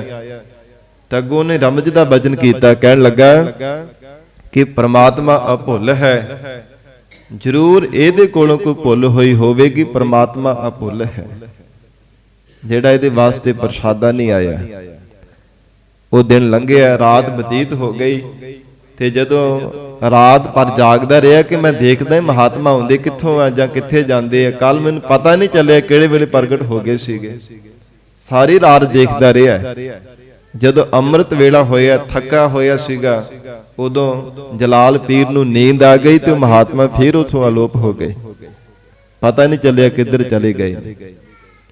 ਤੇ ਦਿਨ ਵੇਲੇ ਕੀ ਦੇਖਦਾ ਕਿ ਜਿੱਦਣ ਆਇਆ ਉਸ ਸਮੇਂ ਵੀ ਕੌਤਕ ਹੋਇਆ ਸੀਗਾ ਕਿ ਉਸ ਨੇ ਆਪਣੀ ਅੱਖਾਂ ਦੇ ਨਾਲ ਬਹੁਤ ਸਾਰੀਆਂ ਸਵਾਰੀਆਂ ਉਹ ਜਹਾਜ਼ ਦੇ ਵਿੱਚ ਬੈਠੀਆਂ ਸਨ, ਬਹੁਤ ਲੋਕ ਸਨ, ਭਰਿਆ ਪਿਆ ਸੀਗਾ ਸਾਰਾ ਪੂਰ ਜਹਾਜ਼ ਦਾ। ਤੂੰ ਡੁੱਬਦਾ ਹੋਇਆ ਆਪਣੀ ਅੱਖਾਂ ਦੇ ਨਾਲ ਜਲਾਲ ਪੀਰ ਨੇ ਦੇਖਿਆ। ਆਪਣੀ ਅੱਖਾਂ ਦੇ ਨਾਲ ਦੇਖਦਾ ਪਿਆ, ਡੁੱਬਦਾ ਜਾ ਰਿਹਾ ਤੇ ਲੋਕ ਦਹਾਈਆਂ ਪਾ ਰਹੇ ਨੇ, ਮੌਤ ਤੋਂ ਡਰਦੇ ਉੱਚੀ ਉੱਚੀ ਕੁਰਲਾਹਟ ਕਰ ਰਹੇ ਨੇ, ਭੁੱਬਾਂ ਮਾਰ ਮਾਰ ਕੇ ਰੋ ਰਹੇ ਨੇ। ਤੇ ਜਲਾਲ ਪੀਰ ਕਹਿਣ ਲੱਗਾ ਜਾ ਖੁਦਾ, ਇਹਨਾਂ ਨੇ ਕੀ ਵਿਗਾੜਿਆ? ਸਾਰੇ ਨੂੰ ਡੁੱਬ ਕੇ ਮਾਰ ਦੇਣ ਲੱਗਾ। ਇਹ ਵਿਚਾਰੇ ਛੋਟੇ ਛੋਟੇ ਬੱਚੇ ਆਪਣੇ ਛੱਡ ਕਰਕੇ ਘਰਾਂ ਵਿੱਚ ਆਏ ਹੋਣਗੇ, ਵਪਾਰ ਕਰਨ ਵਾਸਤੇ ਦੂਰ ਦੂਰ ਸਮੁੰਦਰ ਦੇ ਵਿੱਚੋਂ ਪਾਰ ਹੋ ਕੇ ਜਾ ਰਹੇ ਆ। ਜਾ ਖੁਦਾ, ਇਹਨਾਂ ਸਾਰਿਆਂ ਨੂੰ ਡੁੱਬ ਕੇ ਮਾਰ ਦੇਣ ਲੱਗਾ। ਇਹਨਾਂ ਤੇ ਰਹਿਮਤ ਕਰ, ਇਹਨਾਂ ਤੇ ਦਇਆ ਕਰ, ਇਹਨਾਂ ਨੇ ਕੀ ਵਿਗਾੜਿਆ? ਜਦੋਂ ਅਰਦਾਸ ਕੀਤੀ, ਕਹਿੰਦੇ ਡੁੱਬਦਾ ਹੋਇਆ ਬੇੜਾ ਸੀਰਾ ਨਾ ਉਹ ਬਚ ਗਿਆ, ਸਾਰਿਆਂ ਦਾ ਬਚਾਅ ਹੋ ਗਿਆ ਤੇ ਬੇੜਾ ਬੰਨੇ ਲੱਗ ਗਿਆ। ਤੇ ਦੂਸਰੇ ਦਿਨ ਦਾ ਕੌਤਕ ਕੀ ਦੇਖਦਾ ਜਲਾਲ ਪੀਰ ਕਿ ਜਿੱਥੇ ਟਾਪੂ ਸੀ ਉੱਥੇ ਮੀਂਹ ਨਹੀਂ ਸੀ ਪੈਂਦਾ ਪਿਆ, ਤੇ ਸਮੁੰਦਰ ਦੇ ਪਾਣੀ ਵਿੱਚ, ਸਮੁੰਦਰ ਵਿੱਚ ਮੀਂਹ ਪੈਂਦਾ ਪਿਆ। ਉਹ ਵੀ ਦੇਖ ਕਰਕੇ ਬੜੀ ਹੈਰਾਨਗੀ ਹੋ, ਕਹਿਣ ਲੱਗਾ ਜਾ ਖੁਦਾ, ਇਹ ਕਿਦਾਂ ਦਾ ਤੇਰਾ ਇਨਸਾਫ ਹੈ? ਜਿੱਥੇ ਮੀਂਹ ਪੈਣਾ ਚਾਹੀਦਾ, ਟਾਪੂ ਦੇ ਉੱਪਰ ਪਾਣੀ ਦੀ ਲੋੜ ਆ, ਉੱਥੇ ਮੀਂਹ ਪਾਉਂਦਾ ਨਹੀਂ ਪਿਆ, ਤੇ ਸਮੁੰਦਰ ਦੇ ਵਿੱਚ ਤਾਂ ਪਹਿਲਾਂ ਹੀ ਪਾਣੀ ਪਾਣੀ, ਉੱਥੇ ਮੀਂਹ ਪਾਉਂਦਾ ਪਿਆ, ਉੱਥੇ ਵਰਖਾ ਕਰੀ ਜਾ ਰਹੇ ਆ। ਜਾ ਖੁਦਾ, ਕਿਦਾਂ ਦਾ ਤੇਰਾ ਇਨਸਾਫ ਹੈ? ਇੱਥੇ ਮੀਂਹ ਪੈਣਾ ਚਾਹੀਦਾ, ਰੱਬ ਦਾ ਸ਼ਰੀਕ ਬਣਿਆ। ਤੇ ਫਿਰ ਉਹ ਜਦੋਂ ਅਰਦਾਸ ਕੀਤੀ, ਇਬਾਦਤ ਕੀਤੀ, ਉਸ ਸਮੇਂ ਕਹਿਣ ਲੱਗੇ ਕਿ ਮੀਂਹ ਸਮੁੰਦਰ ਦੇ ਵਿੱਚੋਂ ਹਟ ਕੇ ਤੇ ਟਾਪੂ ਤੇ ਪੈਣ ਲੱਗ ਪਿਆ। ਬੜੇ ਜੀਵਨ ਵਾਲਾ ਸੀਗਾ, ਉੱਚੇ ਸੁੱਚੇ ਜੀਵਨ ਵਾਲਾ ਹੈ, ਬੰਦਗੀ ਵਾਲਾ ਸੀਗਾ, ਪਰ ਜੀਵਨ ਦੇ ਅੰਦਰ ਗਿਆਨ ਨਹੀਂ ਸੀ ਪ੍ਰਾਪਤ ਹੋਇਆ ਕਿ ਰੱਬ ਦੇ ਸ਼ਰੀਕ ਨਹੀਂ ਬਣਨਾ ਚਾਹੀਦਾ। ਪ੍ਰਮਾਤਮਾ ਜੋ ਕਰਦਾ ਭਲਾ ਕਰਦਾ ਹੈ। ਜਦੋਂ ਦੂਜਾ ਦਿਨ ਵੀ ਇਸੇ ਤਰ੍ਹਾਂ ਲੰਘਿਆ, ਸ਼ਾਮ ਦੇ ਸਮੇਂ ਜਦੋਂ ਉਹ ਮਹਾਤਮਾ ਫੇਰ ਆਏ ਤੇ ਉਹ ਪੰਗਤ ਵਿੱਚ ਬੈਠ ਕੇ ਪ੍ਰਸ਼ਾਦਾ ਛਕਣ ਲੱਗੇ। 2 ਦਿਨ ਤੋਂ ਜਲਾਲ ਪੀਰ ਭੁੱਖਾ ਹੈ, ਫਿਰ ਉਹਨਾਂ ਦੇ ਕੋਲ ਆ ਕੇ ਪੰਗਤ ਵਿੱਚ ਬੈਠ ਜਾਂਦਾ ਤੇ ਜਦੋਂ ਲਾਂਗਰੀ ਪ੍ਰਸ਼ਾਦਾ ਵਰਤਾ ਰਿਹਾ ਹੁੰਦਾ ਤੇ ਅੱਜ ਫੇਰ ਦੂਜੇ ਦਿਨ ਉਹਦੇ ਵਾਸਤੇ ਪ੍ਰਸ਼ਾਦਾ ਨਹੀਂ ਆਉਂਦਾ। ਉਹ ਬੜੇ ਹੈਰਾਨ ਹੋ ਕਰਕੇ ਪੁੱਛਦੇ, ਕਹਿੰਦੇ ਦੱਸ ਤੂੰ ਕੌਣ ਹੈ? ਕਹਿੰਦਾ ਜੀ ਮੈਂ ਜਲਾਲ ਪੀਰ ਆ, ਬਹਾਵਲਪੁਰ ਦੇ ਇਲਾਕੇ ਤੋਂ ਆਇਆ। ਕਹਿੰਦੇ ਤੇਰੇ ਤੋਂ ਕੋਈ ਕੁਤਾਹੀ ਹੋਈ ਹੈ? ਤੇਰੇ ਕੋਲੋਂ ਕੋਈ ਅਵੱਗਿਆ ਹੋਈ ਹੈ, ਭੁੱਲ ਹੋਈ ਹੈ? ਕਹਿੰਦਾ ਜੀ ਨਾ, ਮੇਰੇ ਤੋਂ ਕੋਈ ਭੁੱਲ ਨਹੀਂ ਹੋਈ। ਤੇ ਫਿਰ ਕਾਰਨ ਕੀ ਹੈ? ਜ਼ਰੂਰ ਤੇਰੇ ਤੋਂ ਕੋਈ ਅਵੱਗਿਆ ਹੋਈ ਹੈ। ਪਹਿਲਾਂ ਕਦੇ ਤੂੰ ਭੁੱਖਾ ਰਿਹਾ? ਨਾ ਜੀ ਨਾ, ਅੱਜ ਤੱਕ ਕਹਿੰਦਾ ਇੱਕ ਦਿਨ ਵੀ ਕਦੇ ਭੁੱਖਾ ਨਹੀਂ ਰਿਹਾ। ਪ੍ਰਮਾਤਮਾ ਜ਼ਰੂਰ ਕਿਸੇ ਨਾ ਕਿਸੇ ਬਹਾਨੇ ਮੈਨੂੰ ਛਕਣ ਵਾਸਤੇ ਪ੍ਰਸ਼ਾਦਾ ਲੰਗਰ ਕੁਝ ਨਾ ਕੁਝ ਦੇ ਹੀ ਦਿੰਦਾ, ਕਿਤੇ ਨਾ ਕਿਤੇ ਮਿਲ ਹੀ ਜਾਂਦਾ ਸੀਗਾ। ਤੇ ਬੜੇ ਹੈਰਾਨ ਹੋਏ, ਕਹਿੰਦੇ ਜ਼ਰੂਰ ਤੇਰੇ ਤੋਂ ਭੁੱਲ ਹੋਈ ਹੈ, ਤੈਨੂੰ ਪਤਾ ਨਹੀਂ ਹੈ। ਚੱਲ ਦੱਸ, ਜਿੱਦਣ ਦਾ ਤੂੰ ਇੱਥੇ ਆਇਆ ਕੋਈ ਇੱਥੇ ਕੌਤਕ ਦੇਖਿਆ? ਹਾਂ, ਕਹਿੰਦਾ ਜੀ ਮੈਂ 2 ਕੌਤਕ ਬੜੇ ਹੈਰਾਨੀਜਨਕ ਆਪਣੀ ਅੱਖਾਂ ਦੇ ਨਾਲ ਦੇਖੇ। ਜਲਾਲ ਪੀਰ ਦੱਸਦਾ ਪਿਆ, ਕਹਿੰਦਾ ਇੱਕ ਤਾਂ ਦੇਖਿਆ ਕਿ ਸਮੁੰਦਰ ਦੇ ਵਿੱਚ ਜਹਾਜ਼ ਸਵਾਰੀਆਂ ਦੇ ਨਾਲ, ਲੋਕਾਂ ਦੇ ਨਾਲ ਭਰਿਆ ਹੋਇਆ, ਉਹ ਵਿੱਚ ਡੁੱਬਦਾ ਜਾ ਰਿਹਾ ਸੀਗਾ। ਤੇ ਮੈਂ ਖੁਦਾ ਦੇ ਅੱਗੇ ਅਰਦਾਸ ਕੀਤੀ, ਅਰਜ਼ੋਈ ਕੀਤੀ ਪ੍ਰਮਾਤਮਾ ਦੇ ਚਰਨਾਂ ਵਿੱਚ, ਪ੍ਰਮਾਤਮਾ ਛੋਟੇ ਛੋਟੇ ਬੱਚੇ ਆਪਣੇ ਘਰ ਛੱਡ ਕਰਕੇ ਆਏ ਹੋਣਗੇ, ਇਹਨਾਂ ਨੇ ਕੀ ਵਿਗਾੜੇ, ਸਾਰਿਆਂ ਨੂੰ ਡੁੱਬ ਕੇ ਮਾਰ ਦੇਣ ਲੱਗਾ। ਉਹ ਜਿਹੜਾ ਮਹਾਤਮਾ ਮਹੰਤ ਸੀਗਾ ਉਹ ਬੜਾ ਹੈਰਾਨ ਜਿਹਾ ਹੋ ਕਰਕੇ ਸੁਣਦਾ ਪਿਆ। ਕਹਿਣ ਲੱਗੇ ਤੂੰ ਰੱਬ ਦਾ ਸ਼ਰੀਕ ਬਣਿਆ। ਤੇ ਹੋਰ ਕੀ ਦੇਖਿਆ? ਕਹਿੰਦਾ ਮੈਂ ਦੂਜਾ ਕੌਤਕ ਇਹ ਦੇਖਿਆ ਕਿ ਸਮੁੰਦਰ ਦੇ ਵਿੱਚ ਮੀਂਹ ਪੈਂਦਾ ਸੀਗਾ ਤੇ ਟਾਪੂ ਤੇ ਨਹੀਂ ਮੀਂਹ ਪੈਂਦਾ ਪਿਆ ਸੀਗਾ। ਉਦੋਂ ਵੀ ਮੈਂ ਅਰਦਾਸ ਕੀਤੀ ਤੇ ਉਧਰ ਸਮੁੰਦਰ ਤੋਂ ਹਟ ਕੇ ਤੇ ਟਾਪੂ ਤੇ ਮੀਂਹ ਪੈਣ ਲੱਗ ਪਿਆ। ਕਹਿਣ ਲੱਗੇ ਤੂੰ ਰੱਬ ਦਾ ਸ਼ਰੀਕ ਬਣ ਗਿਆ, ਤੂੰ ਵੱਡਾ ਬੇਮੁਖ ਹੈ, ਤੂੰ ਪ੍ਰਮਾਤਮਾ ਤੋਂ ਬੇਮੁਖ ਹੋ ਗਿਆ, ਤੇਰਾ ਇੱਥੇ ਰਹਿਣਾ ਬਣਦਾ ਹੀ ਨਹੀਂ ਹੈ, ਤੂੰ ਰੱਬ ਦਾ ਸ਼ਰੀਕ ਬਣਿਆ, ਤੂੰ ਹੁਣੇ ਇੱਥੋਂ ਨਿਕਲ ਜਾ, ਚੰਗੀ ਗੱਲ ਹੈ। ਤੇ ਕਹਿਣ ਲੱਗਾ ਜੀ ਮੇਰੇ ਤੋਂ ਗਲਤੀ ਕੀ ਹੋਈ ਉਹ ਤਾਂ ਦੱਸੋ। ਉਹ ਜਿਹੜੇ ਮਹੰਤ ਬੜੇ ਕਰਨੀ ਵਾਲੇ ਤੇ ਜੀਵਨ ਵਾਲੇ ਸਨ, ਉਹ ਕਹਿਣ ਲੱਗੇ ਜਲਾਲ ਪੀਰ, ਜਿਵੇਂ ਤੂੰ ਰੱਬ ਦਾ ਸ਼ਰੀਕ ਬਣੇ ਤੈਨੂੰ ਨਹੀਂ ਸੀ ਬਣਨਾ ਚਾਹੀਦਾ। ਉਹ ਪਾਪ ਕਰਮਾਂ ਦਾ ਭਾਰ ਸਾਰਾ ਸਿਰੇ ਤੇਰੇ ਚੜਿਆ। ਜਿਹੜੇ ਸਾਰੇ ਦੇ ਸਾਰੇ ਲੋਕ ਜਹਾਜ਼ ਵਿੱਚ ਡੁੱਬ ਕਰਕੇ ਸਮੁੰਦਰ ਦੇ ਵਿੱਚ ਪ੍ਰਮਾਤਮਾ ਉਹਨਾਂ ਨੂੰ ਮਾਰ ਰਿਹਾ ਸੀਗਾ ਨਾ, ਉਹਨਾਂ ਦੇ ਪੂਰਬਲੇ ਜਨਮਾਂ ਦਾ ਫਲ ਹੀ ਇਦਾਂ ਦਾ ਸੀਗਾ, ਉਹਨੇ ਭੁਗਤਾਉਣਾ ਸੀਗਾ। ਉਹਨਾਂ ਸਾਰਿਆਂ ਨੇ ਡੁੱਬ ਕੇ ਮਰਨਾ ਸੀ। ਪ੍ਰਮਾਤਮਾ ਉਹਨਾਂ ਦਾ ਫਲ ਇਦਾਂ ਭੁਗਤਾਉਂਦਾ ਪਿਆ ਸੀ ਪੂਰਬਲੇ ਕਰਮਾਂ ਦਾ, ਪਰ ਉਹਨਾਂ ਦਾ ਸਾਰਾ ਪਾਪ ਕਰਮਾਂ ਦਾ ਭਾਰ ਆਪਣੇ ਸਿਰ ਚੁੱਕ ਲਿਆ ਉਹਨਾਂ ਦੇ ਨਾਂ ਦੀ ਅਰਦਾਸ ਕਰਕੇ।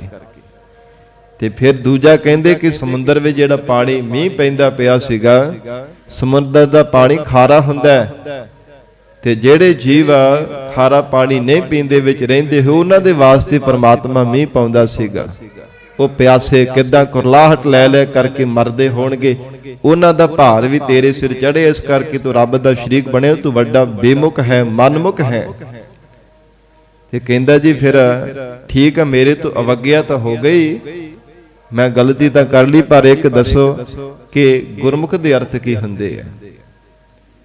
ਕਹਿਣ ਲੱਗੇ ਗੁਰਮੁਖ ਦੇ ਅਰਥ ਇਹ ਹੈ ਜਿਹੜਾ ਰੱਬ ਦੀ ਰਜ਼ਾ ਵਿੱਚ ਰਾਜੀ ਰਹਿੰਦਾ, ਉਹਨੂੰ ਗੁਰਮੁਖ ਕਿਹਾ ਜਾਂਦਾ।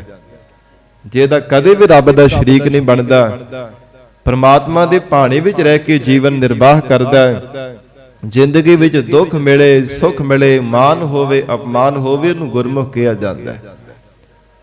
ਪਰਮਾਤਮਾ ਦੇ ਭਾਣੇ ਵਿੱਚ ਕਦੇ ਵੀ ਉਹ ਦਖਲ ਅੰਦਾਜ਼ੀ ਨਹੀਂ ਦਿੰਦਾ, ਰੱਬਾ ਤੂੰ ਇਵੇਂ ਕਿਉਂ ਕੀਤਾ, ਪਰਮਾਤਮਾ ਤੂੰ ਇਵੇਂ ਕਿਉਂ ਕੀਤਾ, ਤੈਨੂੰ ਇਦਾਂ ਕਰਨਾ ਚਾਹੀਦਾ ਸੀ, ਤੂੰ ਜ਼ਿਆਦਾ ਕਹਿੰਦੀ ਸਿਆਣਾ ਬਣ ਗਿਆ। ਪਰਮਾਤਮਾ ਜੀਵਾਂ ਦੇ ਕਰਮਾਂ ਦਾ ਫਲ ਭੁਗਤਾਉਂਦਾ ਹੈ, ਜਿਵੇਂ ਪਰਮਾਤਮਾ ਕਰਦਾ ਉਹ ਚੰਗਾ ਕਰਦਾ, ਕਦੇ ਵੀ ਕਿਸੇ ਦਾ ਮਾੜਾ ਨਹੀਂ ਕਰਦਾ। ਇਹ ਗੁਰਮੁਖ ਸ਼ਬਦ ਦੇ ਅਰਥ ਉਸ ਸਮੇਂ ਜਲਾਲ ਪੀਰ ਨੂੰ ਉਥੋਂ ਟਾਪੂ ਤੋਂ ਪ੍ਰਾਪਤ ਹੋਏ ਸਨ। ਤੇ ਫਿਰ ਗਰੀਬ ਨਵਾਜ ਮਹਾਰਾਜ ਜੀ ਦੇ ਚਰਨਾਂ ਵਿੱਚ ਜਾ ਕਰਕੇ ਉਸ ਨੇ ਦੱਸਿਆ ਸੀਗਾ, ਤੇ ਹਜੂਰ ਨੇ ਵੀ ਉਪਦੇਸ਼ ਦਿੱਤਾ ਕਿ ਭਲਿਆ ਪਰਮਾਤਮਾ ਦੀ ਰਜ਼ਾ ਵਿੱਚ ਰਾਜੀ ਰਹਿਣਾ ਇਹ ਗੁਰਮੁਖਾਂ ਦੇ ਲੱਛਣ ਹਨ। ਮਹਾਰਾਜ ਧੰਨ ਗੁਰੂ ਰਾਮਦਾਸ ਸਾਹਿਬ ਸੱਚੇ ਪਾਤਸ਼ਾਹ ਜੀ ਉਪਦੇਸ਼ ਦੇ ਰਹੇ ਹੈ, ਗੁਰਮੁਖ ਨਾਮ ਸਦਾ ਲੈ ਲਾਹਾ, ਗੁਰਮੁਖ ਪਿਆਰੇ ਸਦਾ ਪਰਮੇਸ਼ਰ ਦਾ ਨਾਮ ਲੈ ਜਪ ਕਰਕੇ ਸਦੀਵੀ ਕਾਲ ਦੀ ਪਰਮ ਲਾਹ ਪ੍ਰਾਪਤ ਕਰਦੇ ਹੈ। ਗੁਰਮੁਖਾਂ ਦੀਆਂ ਨਿਸ਼ਾਨੀਆਂ ਗੁਰਬਾਣੀ ਵਿੱਚ ਮਹਾਰਾਜ ਸਾਹਿਬ ਜੀ ਨੇ ਦੱਸੀਆਂ ਕਿ ਜਿਹੜੇ ਮਨ ਬਾਣੀ ਸਰੀਰ ਕਰਕੇ ਕਦੇ ਵੀ ਮਹਾਰਾਜ ਸਾਹਿਬ ਜੀ ਤੋਂ ਬੇਮੁਖ ਨਹੀਂ ਹੁੰਦੇ, ਮਹਾਰਾਜ ਜੀ ਦੇ ਸਨਮੁਖ ਹੋ ਕਰਕੇ ਰਹਿੰਦੇ ਹੈ। ਫਿਰ ਕਿੰਨੀ ਉੱਚੀ ਅਵਸਥਾ ਹੈ ਗੁਰਮੁਖਾਂ ਦੀ, ਗੁਰਮੁਖ ਰੋਮ ਰੋਮ ਹਰਿ ਧਿਆਵੈ, ਗੁਰਮੁਖ ਪਿਆਰੇ ਰੋਮ ਰੋਮ ਕਰਕੇ ਪਰਮੇਸ਼ਰ ਦੇ ਨਾਮ ਨੂੰ ਧਿਆਉਂਦੇ ਆ, ਪਰਮਾਤਮਾ ਦਾ ਜਾਪ ਜਪਦੇ ਹਨ। ਸਾਧ ਸੰਗਤ ਜੀ, ਭਾਈ ਪਾਰੋ ਜੀ ਜਿਨ੍ਹਾਂ ਨੂੰ ਪਰਮਹੰਸ ਕਹਿ ਕੇ ਮਹਾਰਾਜ ਸਾਹਿਬ ਜੀ ਨੇ ਵਡਿਆਈ ਦਿੱਤੀ ਹੈ, ਧੰਨ ਗੁਰੂ ਅਮਰਦਾਸ ਸਾਹਿਬ ਮਹਾਰਾਜ ਸਾਹਿਬ ਜੀ ਦੇ ਪਿਆਰੇ ਗੁਰਸਿੱਖ ਜਿਨ੍ਹਾਂ ਨੂੰ ਪਰਮਹੰਸ ਮਹਾਰਾਜ ਸੱਚੇ ਪਾਤਸ਼ਾਹ ਜੀ ਨੇ ਕਿਹਾ। ਗੁਰ ਇਤਿਹਾਸ ਅੰਦਰ ਇਹ ਬਚਨ ਆਉਂਦੇ ਆ ਗਰੀਬ ਨਵਾਜ ਮਹਾਰਾਜ ਜੀ ਦੇ ਚਰਨਾਂ ਦੀ ਸੇਵਾ ਕਰਦੇ ਤੇ ਹਜੂਰ ਨੇ ਤੁਰਟ ਕਰਕੇ ਬਚਨ ਕੀਤਾ, ਭਾਈ ਪਾਰੋ ਤੇਰੇ ਮਨ ਦੀ ਕੀ ਇੱਛਾ ਹੈ? ਵਰਦਾਨ ਮੰਗ ਲੈ ਜੋ ਤੇਰੇ ਮਨ ਦੀ ਇੱਛਾ ਹੈ। ਹੱਥ ਜੋੜ ਕੇ ਬੇਨਤੀ ਕੀਤੀ, ਸੱਚੇ ਪਾਤਸ਼ਾਹ ਸਿਮਰਨ ਦੀ ਦਾਤ ਬਖਸ਼ੋ ਮਹਾਰਾਜ, ਸਿਮਰਨ ਦੀ ਦਾਤ। ਕਹਿੰਦੇ ਠੀਕ ਹੈ, ਤੈਨੂੰ ਸਿਮਰਨ ਦੀ ਦਾਤ ਬਖਸ਼ੀ। ਸਿਮਰਨ ਕਰਦਿਆਂ ਕਰਦਿਆਂ ਬਹੁਤ ਆਨੰਦ ਪ੍ਰਾਪਤ ਹੋਇਆ। ਫਿਰ ਇੱਕ ਦਿਨ ਮਹਾਰਾਜ ਦਇਆ ਦੇ ਘਰ ਵਿੱਚ ਆਏ, ਕਹਿਣ ਲੱਗੇ, ਭਾਈ ਪਰ ਹੋਰ ਮੰਗ ਲੈ, ਕੀ ਮੰਗਣਾ ਚਾਹੁੰਦਾ? ਕਹਿੰਦੇ ਜੀ ਮਹਾਰਾਜ ਸਿਮਰਨ ਕਰਦਿਆਂ ਹੋਰ ਵੀ ਜ਼ਿਆਦਾ ਆਨੰਦ ਪ੍ਰਾਪਤ ਹੋਵੇ। ਸੱਚੇ ਪਾਤਸ਼ਾਹ ਨੇ ਵਚਨ ਕੀਤਾ, ਹੋਵੇਗਾ। ਆਨੰਦ ਹੋਰ ਵੀ ਰਸ ਆਉਣ ਲੱਗ ਪਿਆ, ਨਾਮ ਜਪਦਿਆਂ ਸਿਮਰਨ ਕਰਦਿਆਂ ਹੋਇਆ।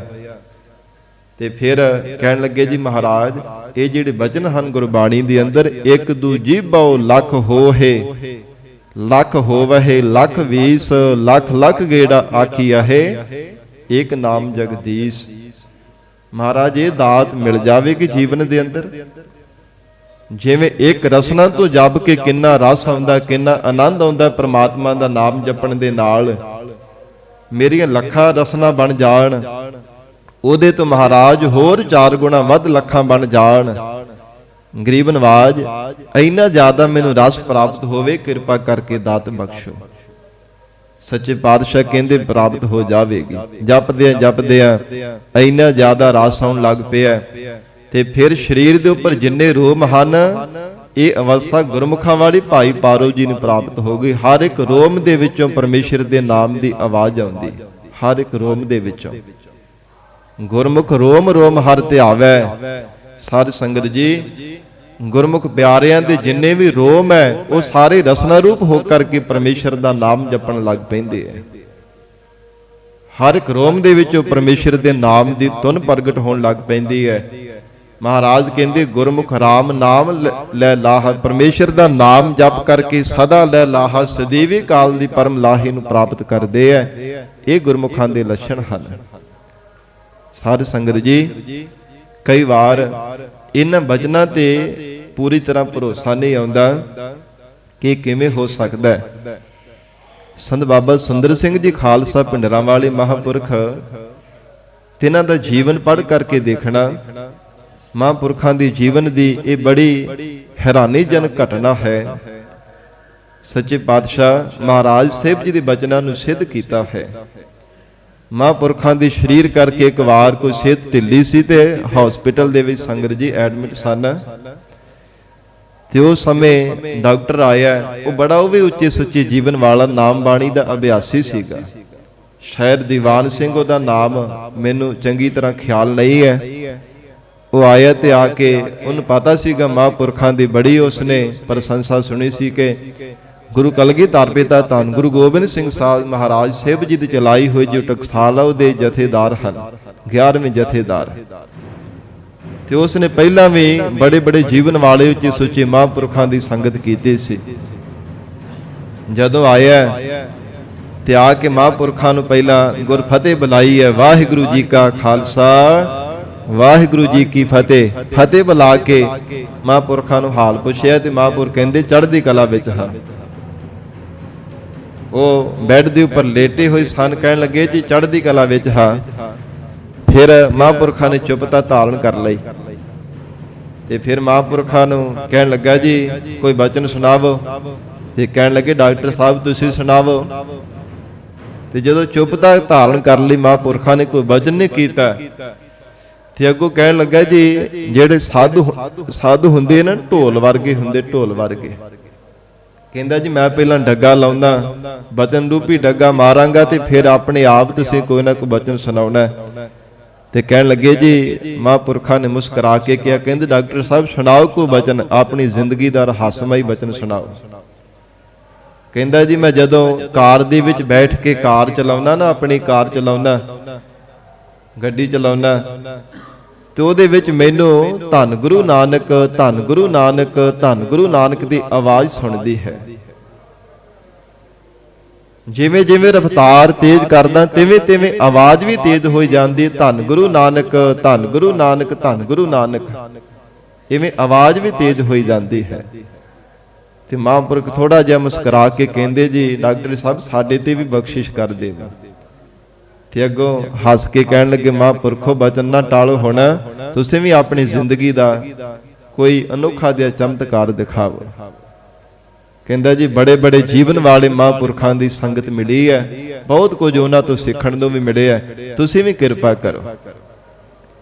ਤੇ ਸੰਤ ਬਾਬਾ ਸੁੰਦਰ ਸਿੰਘ ਜੀ ਮਹਾਂਪੁਰਖ ਕਹਿਣ ਲੱਗੇ, ਡਾਕਟਰ ਸਾਹਿਬ ਆ ਜਿਹੜਾ ਚੈੱਕ ਕਰਨ ਵਾਲੇ ਗੱਲ ਦੇ ਵਿੱਚ ਕੰਨ ਦੇ ਵਿੱਚ ਟੂਟੀਆਂ ਲਾਈਆਂ ਹੋਈਆਂ, ਸਾਡੇ ਸਰੀਰ ਦੇ ਨਾਲ ਲਾ ਕਰਕੇ ਤਾਂ ਦੇਖੋ, ਨਬਜ਼ ਚੈੱਕ ਕਰਨ ਦੇ ਵਾਸਤੇ ਜਿਹੜੇ ਲਾਏ ਹੁੰਦੇ ਆ, ਤੇ ਦੇਖੋ ਸਾਡੇ ਸਰੀਰ ਦੇ ਵਿੱਚ ਰੋਗ ਕੀ ਹੈ।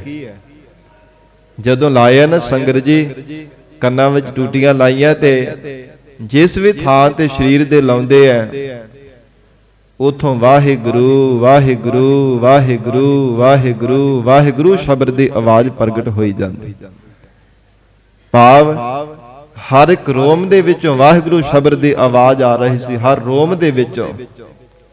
ਜਦੋਂ ਕੰਨਾਂ ਵਿੱਚ ਆਵਾਜ਼ ਪਈ ਤੇ ਦੇਸ਼ ਕਾਲ ਵਸਤੂ ਸਭ ਕੁਝ ਭੁੱਲ ਗਿਆ। ਬੜਾ ਵਿਸਮਾਦ, ਬੜਾ ਆਨੰਦ ਪ੍ਰਾਪਤ ਹੋ ਰਿਹਾ ਸੀਗਾ। ਮਹਾਂਪੁਰਖਾਂ ਨੇ ਫਿਰ ਬਾਹੋਂ ਫੜ ਕੇ ਥੋੜਾ ਜਿਹਾ ਹਿਲਾਇਆ, ਤੇ ਫਿਰ ਮਹਾਂਪੁਰਖਾਂ ਨੂੰ ਹੱਥ ਜੋੜ ਕੇ ਕਹਿਣ ਲੱਗਾ, ਜਿੱਦਾਂ ਦੀ ਸੁਣੀ ਸੀ ਨਾ ਮਹਾਂਪੁਰਖੋ, ਤੁਸੀਂ ਉਦਾਂ ਦੇ ਹੀ ਹੋ। ਜਿੱਦਾਂ ਦੇ ਆਪ ਜੀ ਦੇ ਜੀਵਨ ਨੂੰ ਉੱਚਾ ਸੁੱਚਾ ਸੁਣਿਆ ਸੀਗਾ ਸਿੰਘਾਂ ਦੇ ਕੋਲੋਂ, ਉਦਾਂ ਦਾ ਆਪ ਜੀ ਦਾ ਜੀਵਨ ਹੈ। ਹਰ ਰੋਮ ਦੇ ਵਿੱਚੋਂ ਕਹਿੰਦੇ ਨਾਮ ਦੀ ਚਰਨਾਹਟ ਮੇਰੇ ਕੰਨਾਂ ਵਿੱਚ ਪੈ ਰਹੀ ਸੀ, ਹਰ ਰੋਮ ਦੇ ਵਿੱਚੋਂ। ਕੋਈ ਰੋਗ ਨਹੀਂ ਤੁਹਾਡੇ ਸਰੀਰ ਦੇ ਅੰਦਰ, ਜਿੱਥੋਂ ਰੋਮ ਦੇ ਵਿੱਚੋਂ ਰੱਬ ਦੇ ਨਾਮ ਦੀ ਆਵਾਜ਼ ਆ ਰਹੀ, ਉੱਥੇ ਭਲਾ ਕੀ ਰੋਗ ਆ ਕਰਕੇ ਤੁਹਾਨੂੰ ਕੁਝ ਦੁੱਖ ਦੇ ਸਕਦਾ, ਤੁਹਾਨੂੰ ਰੋਗ ਲੱਗ ਸਕਦਾ? ਕੋਈ ਰੋਗ ਨਹੀਂ ਤੁਹਾਡੇ ਸਰੀਰ ਦੇ ਅੰਦਰ। ਗੁਰਮੁਖ ਰੋਮ ਰੋਮ ਹਰਿ ਧਿਆਵੈ। ਸੱਚੇ ਪਾਤਸ਼ਾਹ ਮਹਾਰਾਜ ਕਹਿੰਦੇ, ਗੁਰਮੁਖ ਪਿਆਰੇ, ਗੁਰਮੁਖ ਨਾਮ ਸਦਾ ਲੈ ਲਾਹਾ, ਸਦੀਵੀ ਕਾਲ ਦੀ ਪਰਮ ਲਾਹੀ ਦੀ ਦਾਤ ਪ੍ਰਾਪਤ ਕਰਦੇ ਪਰਮੇਸ਼ਰ ਦਾ ਨਾਮ ਜਪ ਕਰਕੇ। ਐਸਾ ਮਹਾਰਾਜ ਕਹਿੰਦੇ ਪਰਮੇਸ਼ਰ ਦੇ ਨਾਮ ਦਾ ਪ੍ਰਤਾਪ ਹੈ। ਗੁਰਮੁਖਾਂ ਨੇ ਲੋਕ ਪਰਲੋਕ ਆਪਣਾ ਸੁਹੀਲਾ ਬਣਾ ਲਿਆ। ਸਤਿਗੁਰੂ ਜੀ ਦੀ ਗੁਰਬਾਣੀ ਵਿੱਚ ਬਚਨ ਆਉਂਦੇ ਹਨ, ਗੁਰਮੁਖ ਲਾਹਾ ਲੈ ਗਏ, ਮਨਮੁਖ ਚੱਲੇ ਮੂਲ ਗਵਾਏ ਜੀਓ। ਗੁਰਮੁਖਾਂ ਨੇ ਲੋਕ ਪਰਲੋਕ ਸਫਲਾ ਬਣਾਉਣ ਦਾ ਪਰਮ ਲਾਹਾ ਲਿਆ, ਪਰ ਮਨਮੁਖ ਜੀਵਾਂ ਨੇ ਸੰਸਾਰ ਦੇ ਅੰਦਰ ਆ ਕੇ ਕੁਝ ਵੀ ਖਟਣਾ ਨਹੀਂ ਕੀਤਾ, ਸਭ ਕੁਝ ਗਵਾ ਕਰਕੇ ਗਏ, ਕੁਝ ਖਟਿਆ ਨਹੀਂ ਹੈ। ਤਾਂ ਹੀ ਮਹਾਰਾਜ ਜੀ ਨੇ ਗੁਰਬਾਣੀ ਵਿੱਚ ਬਚਨ ਕਹੇ ਹਨ, ਮਨਮੁਖ ਦੁੱਖ ਕਾ ਖੇਤ ਹੈ, ਦੁੱਖ ਖੱਟੇ ਦੁੱਖ ਬੀਜੇ ਦੁੱਖ ਖਾਏ। ਇਉਂ ਬਚਨ ਆਉਂਦੇ ਮਹਾਰਾਜ ਜੀ ਦੇ, ਕਹਿੰਦੇ ਇਉਂ ਜਾਣ ਲਓ ਕਿ ਦੁੱਖਾਂ ਦਾ ਖੇਤ ਹੈ ਜਿਹੜਾ ਮਨਮੁਖ ਦਾ ਜੀਵਨ, ਦੁੱਖਾਂ ਦਾ ਖੇਤ। ਜੇ ਦੁੱਖਾਂ ਭਰੇ ਮਾੜੇ ਕਰਮਾਂ ਦਾ ਬੀਜ ਬੀਜਦਾ ਤਾਂ ਉਹਦਾ ਫਲ ਵੀ ਫਿਰ ਦੁੱਖਾਂ ਰੂਪ ਹੋ ਕਰਕੇ ਹੀ ਮਿਲਦਾ। ਜਿੱਦਾਂ ਦਾ ਕਰਮਾਂ ਦਾ ਬੀਜ ਬੀਜਦਾ ਤੇ ਗੁਰਮੁਖ ਪਿਆਰਿਆਂ ਦੇ ਪ੍ਰਥਾਏ ਮਹਾਰਾਜ ਕਹਿੰਦੇ, ਗੁਰਮੁਖ ਜਨ ਪਰਮੇਸ਼ਰ ਦੇ ਨਾਮ ਜਪ ਕਰਕੇ ਜੀਵਨ ਦੀ ਸਫਲਤਾ ਦਾ ਪਰਮਲਾਹਾ ਲੈ ਲੈਂਦੇ ਹਨ। ਹਰ ਹਰ ਹਰ ਹਰ ਭਗਤ ਦਿਰੜਾਵ। ਹਰੀ ਅਕਾਲ ਪੁਰਖ ਪਰਮੇਸ਼ਰ ਦੇ ਚਰਨਾਂ ਵਿੱਚ ਅਰਜ਼ੋਈ ਕਰਦੇ, ਮਹਾਰਾਜ ਸਾਡੇ ਤੇ ਕਿਰਪਾ ਕਰੋ। ਮਨ ਬਾਣੀ ਸਰੀਰ ਕਰਕੇ ਅਕਾਲ ਪੁਰਖ ਪਰਮੇਸ਼ਰ ਆਪ ਜੀ ਦੀ ਭਗਤੀ ਨੂੰ ਮਹਾਰਾਜ ਅਸੀਂ ਕਰ ਸਕੀਏ, ਨਾਮ ਜਪ ਸਕੀਏ। ਸਾਡੇ ਹਿਰਦੇ ਅੰਦਰ ਮਹਾਰਾਜ ਆਪਣੀ ਭਗਤੀ ਨਾਮ ਬਾਣੀ ਆਪ ਕਿਰਪਾ ਕਰਕੇ ਪਰਪੱਕ ਕਰ ਦੇਣਾ ਕਰੋ ਜੀ। ਹਰ ਹਰ ਨਾਮ ਓ ਮਹਾਰਾਮ। ਕਿਉਂਕਿ ਸਾਡੇ ਮਨ ਦੇ ਅੰਦਰ ਮਹਾਰਾਜ ਤੁਹਾਡੇ ਨਾਮ ਜਪਣ ਦਾ ਬੜਾ ਉਮਾਹੜਾ ਪੈਦਾ ਹੋ ਰਿਹਾ ਹੈ, ਉਤਸ਼ਾਹ ਪੈਦਾ ਹੋ ਰਿਹਾ ਹੈ ਕਿ ਅਸੀਂ ਨਾਮ ਜਪੀਏ। ਅਥਵਾ ਹਰ ਹਰ ਨਾਮ ਓ ਮਹਾਰਾਮ। ਹੈ ਜੀਵ, ਜੇ ਨਾਮ ਜਪਣਾ ਤੇ ਉਤਸ਼ਾਹਤ ਹੋ ਕਰਕੇ ਜਪਿਆ ਕਰ। ਜਿਵੇਂ ਹੋਰ ਜ਼ਿੰਦਗੀ ਵਿੱਚ ਕੋਈ ਕੰਮ ਕਰਦਾ ਹੈ, ਉਹਦੇ ਵਿੱਚ ਬੜਾ ਤੇਰੇ ਮਨ ਵਿੱਚ ਉਤਸ਼ਾਹ ਪੈਦਾ ਹੁੰਦਾ ਹੈ। ਜਿਵੇਂ ਸੰਗਤ ਜੀ ਚਾਹ ਹੋਵੇ ਨਾ, ਜਿਵੇਂ ਸਿਆਣਿਆਂ ਦੇ ਬੋਲ, ਜਿੱਥੇ ਚਾਹ ਉੱਥੇ ਰਾਹ। ਜਿੱਥੇ ਚਾਹ ਨਹੀਂ ਨਾ ਹੁੰਦਾ, ਉਤਸ਼ਾਹ ਨਹੀਂ ਮਨ ਵਿੱਚ ਹੁੰਦਾ, ਉੱਥੇ ਮਨੁੱਖ ਆਲਸ ਕਰਦਾ, ਆਲਸੀ ਬਣ ਜਾਂਦਾ। ਉਹ ਦਿਲੋਂ ਨਹੀਂ ਹੋ ਕਰਕੇ ਕਰ ਰਿਹਾ ਹੁੰਦਾ ਜਿੱਥੇ ਚਾਹ ਨਹੀਂ ਹੁੰਦਾ। ਤੇ ਚਾਹ ਕਰਕੇ ਹੀ ਮਹਾਰਾਜ ਕਹਿੰਦੇ ਆਲਸ ਤੋਂ ਰਹਿਤ ਹੋਇਆ ਜਾ ਸਕਦਾ। ਜਿੱਥੇ ਚਾਹ ਹੁੰਦਾ ਉੱਥੇ ਮਨੁੱਖ ਨੂੰ ਫਿਰ ਕਦੇ ਆਲਸ ਨਹੀਂ ਆਉਂਦਾ। ਕੋਈ ਸੰਗਤ ਜੀ ਥਕਾਵਟ ਵੀ ਜੀਵਨ ਦੇ ਅੰਦਰ ਮਹਿਸੂਸ ਨਹੀਂ ਹੁੰਦੀ, ਨਹੀਂ ਤਾਂ ਥੋੜੇ ਸਮੇਂ ਵਿੱਚ ਹੀ ਕਈ ਬਹਾਨੇ ਬਣਾਉਣ ਲੱਗ ਪੈਂਦਾ। ਇਦਾਂ ਦੀ ਮਹਾਰਾਜ ਕਹਿੰਦੇ ਹਾਲਤ ਹੈ। ਤੋ ਸਤਿਗੁਰੂ ਰਾਮਦਾਸ ਸਾਹਿਬ ਪਾਤਸ਼ਾਹ ਕਹਿੰਦੇ, ਹਰ ਹਰ ਨਾਮ ਓ ਮਹਾਰਾਮ। ਰਮੇ ਹੋ ਪਰਮੇਸ਼ਰ ਦਾ ਨਾਮ ਜਪਣਾ ਹੈ। हे ਜੀ ਮਨ ਦੇ ਵਿੱਚ ਉਤਸ਼ਾਹ ਧਾਰਨ ਕਰਕੇ ਰੱਖ। ਉਮਾਹੜਾ ਹਿਰਦੇ ਅੰਦਰ ਪ੍ਰੇਮ, ਹਿਰਦੇ ਅੰਦਰ ਮਹਾਰਾਜ ਕਹਿੰਦੇ ਪਰਮ ਉਤਸ਼ਾਹ ਧਾਰਨ ਕਰਕੇ ਰੱਖ। ਹਰ ਹਰ ਨਾਮ ਦਇਆਲ ਧਿਆਹਾ। ਹਰੇ ਅਕਾਲ ਪੁਰਖ ਪਰਮੇਸ਼ਰ ਜੀ ਦਾ ਨਾਮ ਦਇਆ ਕਰਨ ਵਾਲਾ ਹੈ। हे ਜੀਵ ਪਰਮੇਸ਼ਰ ਦੇ ਨਾਮ ਨੂੰ ਧਿਆਇਆ ਕਰ। ਜਿੱਥੇ ਪਰਮੇਸ਼ਰ ਦਾ ਨਾਮ ਮਿਹਰ ਕਰਨ ਵਾਲਾ ਹੈ, ਪਰਮੇਸ਼ਰ ਦਾ ਨਾਮ ਕਿਰਪਾ ਕਰਨ ਵਾਲਾ, ਕਿਰਪਾਲੂ, ਕਿਰਪਾ ਦਾ ਘਰ ਹੈ, ਉਥੇ ਮਹਾਰਾਜ ਕਹਿੰਦੇ ਦਿਆਲਤਾ ਕਰਨ ਵਾਲਾ, ਦਇਆ ਦਾ ਘਰ ਪਰਮੇਸ਼ਰ ਦਾ ਨਾਮ ਹੈ। ਅਥਵਾ ਹਰ ਹਰ ਨਾਮ ਦਇਆਲ ਧਿਆਹਾ। ਦਇਆ ਦੇ ਕਰਨ ਵਾਲਾ ਅਕਾਲ ਪੁਰਖ ਪਰਮੇਸ਼ਰ, ਉਸ ਪਰਮੇਸ਼ਰ ਦੇ ਨਾਮ ਨੂੰ ਮਹਾਰਾਜ ਕਹਿੰਦੇ ਧਿਆਇਆ ਕਰ। ਜਿਨ੍ਹਾਂ ਤੇ ਪ੍ਰਮਾਤਮਾ ਨੇ ਦਇਆਲਤਾ ਕੀਤੀ ਹੈ ਉਹ ਗੁਰਮੁਖ ਪਿਆਰੇ ਮਨ ਬਾਣੀ ਸਰੀਰ ਕਰਕੇ ਵਾਹਿਗੁਰੂ ਦਾ ਨਾਮ ਜਪਦੇ ਹਨ। ਹਰ ਕੈ ਰੰਗ ਸਦਾ ਗੁਣ ਗਾਹਾ। हे ਜੀਵ ਸਦੀਵੀ ਕਾਲ ਪਰਮੇਸ਼ਰ ਦੇ ਰੰਗ ਪ੍ਰੇਮ ਦੇ ਵਿੱਚ ਭੇਜ ਕਰਕੇ ਪਰਮੇਸ਼ਰ ਦੇ ਗੁਣਾਂ ਨੂੰ ਗਾਉਣਾ ਕਰ। ਜਿਹੜਾ ਸਦੀਵੀ ਕਾਲ ਜੁਗੋ ਜੁਗ ਅਟਾਦ ਰਹਿਣ ਵਾਲਾ, ਹਰ ਕੈ ਰੰਗ ਸਦਾ ਗੁਣ ਗਾਹ, ਸਦਾ ਪਰਮੇਸ਼ਰ ਦੇ ਗੁਣਾਂ ਨੂੰ ਗਾ। ਅਕਾਲ ਪੁਰਖ ਵਾਹਿਗੁਰੂ ਜੀ ਦੇ ਗੁਣਾਂ ਨੂੰ ਯਾਦ ਕਰਿਆ ਕਰ। ਸਦਾ ਤਾਂ ਹੀ ਯਾਦ ਕਰ ਸਕਦਾ ਜੇ ਆਪਣੇ ਔਗੁਣਾਂ ਨੂੰ ਚੇਤੇ ਕਰਦਾ ਤੇ ਪ੍ਰਮਾਤਮਾ ਦੇ ਗੁਣਾਂ ਨੂੰ ਚੇਤੇ ਕਰਦਾ। ਪਰ ਸੰਗਤ ਜੀ ਸਾਡਾ ਉਲਟਾ ਸੁਭਾਅ ਬਣ ਚੁੱਕਾ ਹੈ। ਅਸੀਂ ਆਪਣੇ ਗੁਣਾਂ ਨੂੰ ਤਾਂ ਯਾਦ ਕਰਦੇ ਪਰ ਔਗੁਣਾਂ ਨੂੰ ਕਦੇ ਚੇਤੇ ਕਰਦੇ। ਤਾਂ ਹੀ ਰੱਬ ਦੀ ਯਾਦ ਹਿਰਦੇ ਅੰਦਰ ਘੱਟ ਆਉਂਦੀ ਹੈ। ਆਪਣਾ ਤੇ ਅਸੀਂ ਬਾਰ-ਬਾਰ ਜਤਾਉਂਦੇ ਰਹਿੰਦੇ, ਹਾਂ ਜੀ ਅਸੀਂ ਐਵੇਂ ਕਰਦੇ, ਮੈਂ ਐਵੇਂ ਚੰਗਾ ਕੰਮ ਕਰਦਾ, ਮੈਂ ਐਵੇਂ ਭਲਾ ਕੰਮ ਕਰਦਾ। ਕੇਵਲ ਆਪਣਾ ਆਪ ਹੀ ਚੇਤਾ ਆਉਂਦਾ ਰਹਿੰਦਾ। ਪ੍ਰਮਾਤਮਾ ਦੀ ਯਾਦ ਤਾਂ ਕਦੇ ਆਉਂਦੀ ਹੀ ਨਹੀਂ ਹਿਰਦੇ ਅੰਦਰ। ਪ੍ਰਮਾਤਮਾ ਨੂੰ ਤਾਂ ਕਦੇ ਚੇਤੇ ਕਰਦਾ ਹੀ ਨਹੀਂ। ਪ੍ਰਮਾਤਮਾ ਆਪ ਜੀ ਦੀ ਕਿਰਪਾ ਹੋਈ ਤਾਂ ਮਹਾਰਾਜ ਜੀਵਨ ਦੇ ਅੰਦਰ ਭਲਾ ਕਰ ਸਕੇ। ਜ਼ਿੰਦਗੀ ਵਿੱਚ ਤਾਂ ਧਰਮ ਦਾ ਕੰਮ ਕੀਤਾ, ਤਾਂ ਮਹਾਰਾਜ ਦੀ ਸੇਵਾ ਤੇ ਸਿਮਰਨ ਹੋਇਆ ਜੇ ਆਪ ਜੀ ਨੇ ਕਿਰਪਾ ਕਰਕੇ ਕਰਵਾਇਆ। ਨਹੀਂ ਤਾਂ ਮਹਾਰਾਜ ਮੇਰਾ ਕੀ ਬਲ ਸੀਗਾ। ਇਉਂ ਚੰਗੇ ਕਰਮ ਕਰਕੇ ਵੀ ਕਈ ਵਾਰ ਮਨੁੱਖ ਜ਼ਿੰਦਗੀ ਵਿੱਚ ਹੰਕਾਰ ਕਰਦਾ, ਗੁਮਾਨ ਕਰਦਾ, ਆਪਣਾ ਤਾਂ ਜਤਾਉਂਦਾ ਰਹਿੰਦਾ। ਪਰ ਮਹਾਰਾਜ ਕਹਿੰਦੇ ਜੇ ਨਿਮਰਤਾਵਾਨ ਹੋ ਕਰਕੇ ਪ੍ਰਮਾਤਮਾ ਨੂੰ, ਅਕਾਲ ਪੁਰਖ ਵਾਹਿਗੁਰੂ ਜੀ ਨੂੰ ਯਾਦ ਕਰਦਾ ਹੈ, ਫਿਰ ਜੀਵਨ ਭਰ ਰੱਬ ਦੇ ਗੁਣਾਂ ਨੂੰ ਚੇਤੇ ਕਰਦਾ ਰਹਿੰਦਾ। ਹੰਕਾਰ ਨਹੀਂ ਕਦੇ ਮਨ ਵਿੱਚ ਆਉਂਦਾ। ਸਤਿਗੁਰੂ ਜੀ ਦਾ ਅਸੀਂ ਬਚਨ ਪੜ੍ਹਦੇ ਹਨ, हे ਪ੍ਰਮਾਤਮਾ ਜਿਨ੍ਹਾਂ ਤੇ ਆਪ ਜੀ ਕਿਰਪਾ ਕਰਦੇ ਹੋ ਨਾ, ਉਹੋ ਹੀ ਮਹਾਰਾਜ ਤੁਹਾਡਾ ਨਾਮ ਜਪਦੇ ਨੇ। ਜਿਨ੍ਹਾਂ ਤੇ ਆਪ ਜੀ ਦੀ ਕਿਰਪਾ ਹੋ ਜਾਂਦੀ, ਉਹੋ ਹੀ ਮਹਾਰਾਜ ਆਪ ਜੀ ਦੇ ਚਰਨਾਂ ਦੀ ਸੇਵਾ ਕਰਦੇ ਨੇ। ਜੀਵ ਦਾ ਆਪਣਾ ਕੋਈ ਬਲ ਨਹੀਂ, ਆਪਣਾ ਕੋਈ ਚਾਰਾ ਨਹੀਂ। ਪ੍ਰਮਾਤਮਾ ਜਿਨ੍ਹਾਂ ਤੇ ਆਪ ਜੀ ਤਰਸ ਕਰਦੇ, ਉਹੋ ਹੀ ਭਾਵਨਾ ਦੇ ਨਾਲ ਆਪ ਜੀ ਦੀ ਸੇਵਾ ਕਰਦੇ ਐ। ਹਰ ਕੈ ਰੰਗ ਸਦਾ ਗੁਣ ਗਾਹਾ। ਸਦਾ ਮਹਾਰਾਜ ਕਹਿੰਦੇ ਵਾਹਿਗੁਰੂ ਦੇ ਪਿਆਰ ਵਿੱਚ ਭਿੱਜ ਕਰਕੇ ਗੁਣ ਗਾਇਆ ਕਰ। ਹਰ ਹਰ ਹਰ ਜਸ ਘੂਮਰ ਪਾਵਹੁ। ਤੇ ਜੀਵਨ ਦੇ ਅੰਦਰ ਮਹਾਰਾਜ ਕਹਿੰਦੇ ਮਨ ਕਰਕੇ, ਬਾਣੀ ਕਰਕੇ, ਸਰੀਰ ਕਰਕੇ ਵਾਹਿਗੁਰੂ ਜੀ ਦੇ ਜਸ ਨੂੰ ਗਾ ਕਿਵੇਂ? ਪਿਆਰ ਵਿੱਚ ਭਿੱਜ ਕਰਕੇ। ਜਿਵੇਂ ਮਨੁੱਖ ਜਦੋਂ ਬੜਾ ਖੁਸ਼ ਹੋਵੇ ਨਾ, ਜ਼ਿੰਦਗੀ ਦੇ ਵਿੱਚ ਐ ਪੂਰਾ ਝੂਮਦਾ ਹੈ। ਘੂਮਰ ਪਾਵਹੁ। ਮਹਾਰਾਜ ਕਹਿੰਦੇ ਘੂਮਰ ਪਾਵਹੁ ਕੀ ਹੈ ਕਿ ਮਹਾਰਾਜ ਜੀ ਤੂੰ ਘੁੰਮਵਾਰ ਨਹੀਂ ਜਾਣਾ ਕਰ। ਮਨ, ਬਾਣੀ, ਸਰੀਰ ਮਹਾਰਾਜ ਸੱਚੇ ਪਾਤਸ਼ਾਹ ਜੀ ਤੋਂ ਪਰਾਇਣ ਕਰਦੇ। ਮਨ, ਬਾਣੀ, ਸਰੀਰ ਮਹਾਰਾਜ ਸਾਹਿਬ ਜੀ ਦੇ ਚਰਨਾਂ ਵਿੱਚ ਅਰਪਣ ਕਰਦੇ। ਇਹ ਮਹਾਰਾਜ ਕਹਿੰਦੇ ਘੂਮਰ ਪਾਵਹੁ, ਤੇ ਪਿਆਰ ਵਿੱਚ ਭਿੱਜ ਕਰਕੇ ਸੱਚੇ ਪਾਤਸ਼ਾਹ ਦੇ ਜਸ ਨੂੰ ਗਾਇਆ ਕਰ। ਮਿਲ ਸਤ ਸੰਗ ਓ ਮਹਾਰਾਮ। हे ਜੀਵ ਮਹਾਰਾਜ ਜੀ ਦੇ ਸਤ ਸੰਗਤ ਵਿੱਚ ਮਿਲਿਆ ਕਰ, ਤੇਰੇ ਮਨ ਵਿੱਚ ਉਮਾਹਾ ਪੈਦਾ ਹੋਵੇਗਾ। ਉਮਾਹੜਾ ਪਰਮੇਸ਼ਰ ਦੇ ਨਾਮ ਜਪਣ ਦਾ, ਸੇਵਾ ਸਿਮਰਨ ਕਰਨ ਦਾ ਉਤਸ਼ਾਹ ਮਨ ਵਿੱਚ ਪੈਦਾ ਹੋਵੇਗਾ। ਮਿਲ ਸਤ ਸੰਗ ਓ ਮਹਾਰਾਮ। ਜਿਨ੍ਹਾਂ ਨੇ ਮਹਾਰਾਜ ਜੀ ਦੀ ਪਿਆਰੀ ਸਤ ਸੰਗਤ ਕੀਤੀ ਹੈ, ਉਹਨਾਂ ਦੇ ਹਿਰਦੇ ਅੰਦਰ ਹੀ ਮਹਾਰਾਜ ਜੀ ਦੇ ਚਰਨਾਂ ਦਾ ਪਿਆਰ ਲੱਗਾ।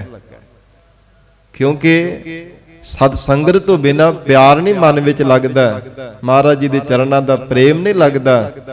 ਤੇ ਪ੍ਰੇਮ ਤੋਂ ਬਿਨਾਂ ਮਹਾਰਾਜ ਕਹਿੰਦੇ ਪ੍ਰਮਾਤਮਾ ਦੀ ਭਗਤੀ ਵੀ ਨਹੀਂ ਕੀਤੀ ਜਾ ਸਕਦੀ। ਸਾਧ ਸੰਗਤ ਬਿਨਾਂ ਭਾਵ ਨਹੀਂ ਉਪਜੈ, ਭਾਵ ਬਿਨ ਭਗਤ ਨਹੀਂ ਹੋਏ ਤੇਰੀ। ਮਹਾਰਾਜ ਕਹਿੰਦੇ ਸਤ ਸੰਗਤ ਤੋਂ ਬਿਨਾਂ ਪਿਆਰ ਨਹੀਂ, ਪਿਆਰ ਤੋਂ ਬਿਨਾਂ ਪ੍ਰਮਾਤਮਾ ਦੀ ਭਗਤੀ ਨਹੀਂ। ਇਸ ਕਰਕੇ ਹਜੂਰ ਕਹਿੰਦੇ ਮਿਲ ਸਤ ਸੰਗ ਉਮਾਹਾ ਰਾਮ।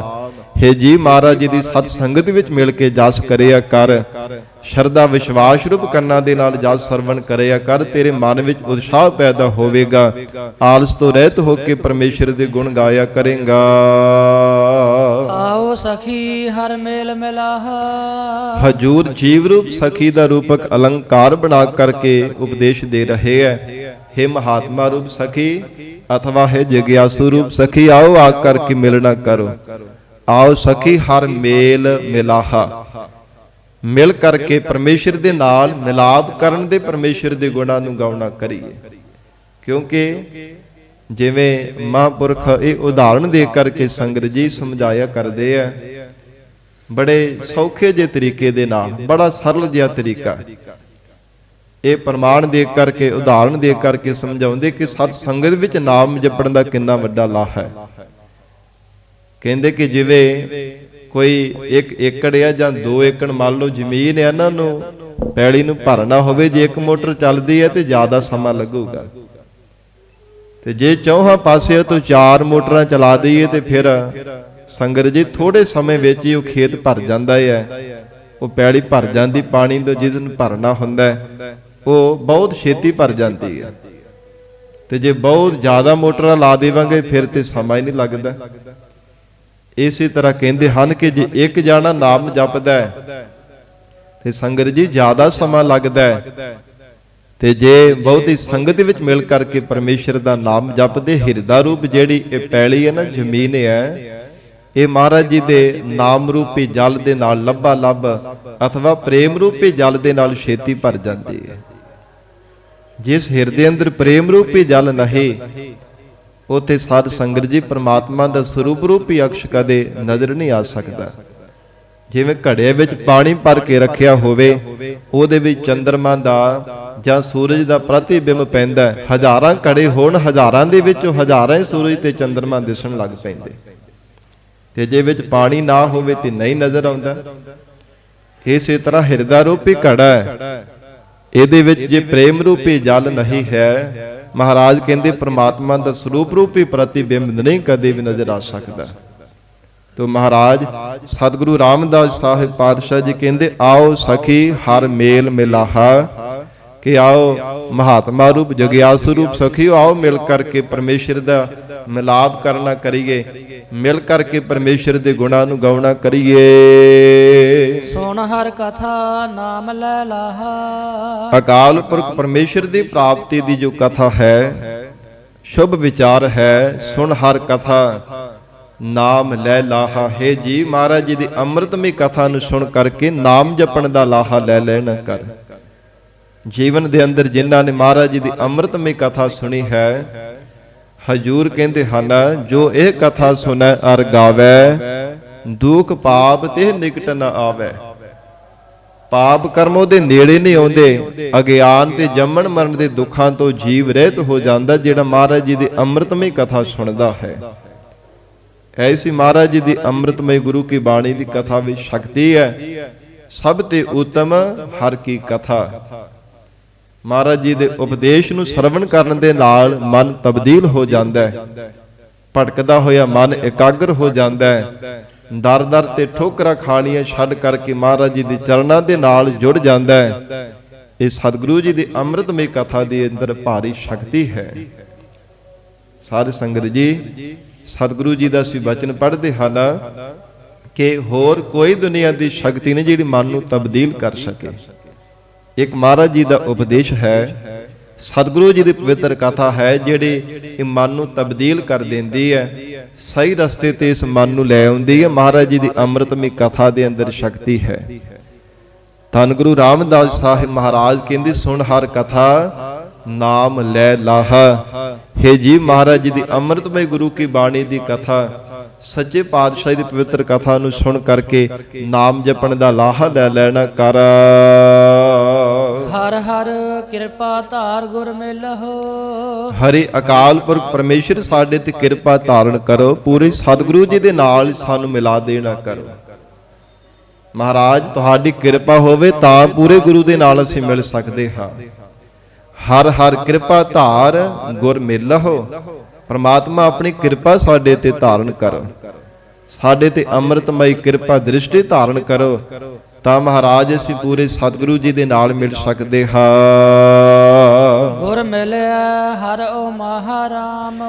ਕਿਉਂਕਿ ਪੂਰੇ ਸਤਿਗੁਰਾਂ ਦੇ ਨਾਲ ਮਿਲਣ ਕਰਕੇ ਹੀ ਪਰਮੇਸ਼ਰ ਦੇ ਨਾਲ ਮਿਲਣ ਦਾ ਉਮਾਹੜਾ ਪੈਦਾ ਹੁੰਦਾ ਹੈ, ਮਨ ਵਿੱਚ ਉਤਸ਼ਾਹ ਪੈਦਾ ਹੁੰਦਾ ਹੈ। ਜਦੋਂ ਜੀਵ ਮਹਾਰਾਜ ਸਾਹਿਬ ਜੀ ਦੀ ਸ਼ਰਨ ਵਿੱਚ ਚੱਲ ਕੇ ਆਉਂਦਾ ਹੈ, ਸਤ ਸੰਗਤ ਵਿੱਚ ਬੈਠ ਕਰਕੇ ਸੱਚੇ ਪਾਤਸ਼ਾਹੀ ਦਾ ਪਰਮ ਉਪਦੇਸ਼ ਸਰਵਣ ਕਰਦਾ ਹੈ, ਤਾਂ ਫਿਰ ਸਮਝ ਪੈਂਦੀ ਹੈ ਕਿ ਪਤਾ ਨਹੀਂ ਕਿੰਨਾ ਕੁ ਸਮਾਂ ਹੋਇਆ, ਕਿੰਨੇ ਕੁ ਯੁੱਗ ਬੀਤ ਗਏ ਨੇ ਸੰਸਾਰ ਵਿੱਚ ਆਇਆ ਹੋਇਆ। ਇਸੇ ਤਰ੍ਹਾਂ ਹੀ ਬਾਰ-ਬਾਰ ਸੰਸਾਰ ਰੂਪੀ ਬੀਆਬਾਨ ਜੰਗਲ ਦੇ ਵਿੱਚ ਭਟਕਦਿਆਂ ਹੋਇਆ, ਪਤਾ ਨਹੀਂ ਕਿੰਨੀਆਂ ਕੁ ਜੂਨਾਂ ਵਿੱਚ ਕਿੰਨੇ ਕਿੰਨੇ ਜਨਮ ਧਾਰਨ ਕੀਤੇ। ਬਹੁਤ ਲੰਬੇਰਾ ਸਮਾਂ ਸੰਸਾਰ ਦੇ ਵਿੱਚ ਆਇਆ ਹੋਇਆ ਬਤੀਤ ਹੋ ਗਿਆ, ਪਰ ਪਰਮਾਤਮਾ ਤੋਂ ਵਿਛੜਿਆ ਹੋਇਆ ਜੀਵ ਉਸ ਪਰਮਾਤਮਾ ਦੇ ਨਾਲ ਅੱਜ ਤੱਕ ਮਿਲ ਹੀ ਨਹੀਂ ਸਕਿਆ। ਮਹਾਰਾਜ ਜੀ ਦੇ ਉਪਦੇਸ਼ ਦੁਆਰਾ ਜਦੋਂ ਸਮਝ ਪੈਂਦੇ ਆ ਨਾ ਕਿ ਜ਼ਿੰਦਗੀ ਵਿੱਚ ਚੰਗੇ ਤੇ ਮੰਦੇ ਕਰਮਾਂ ਕਰਕੇ ਪਰਮਾਤਮਾ ਦੀ ਨੇੜਤਾ ਤੇ ਪਰਮਾਤਮਾ ਤੋਂ ਦੂਰੀ ਹੁੰਦੀ ਹੈ।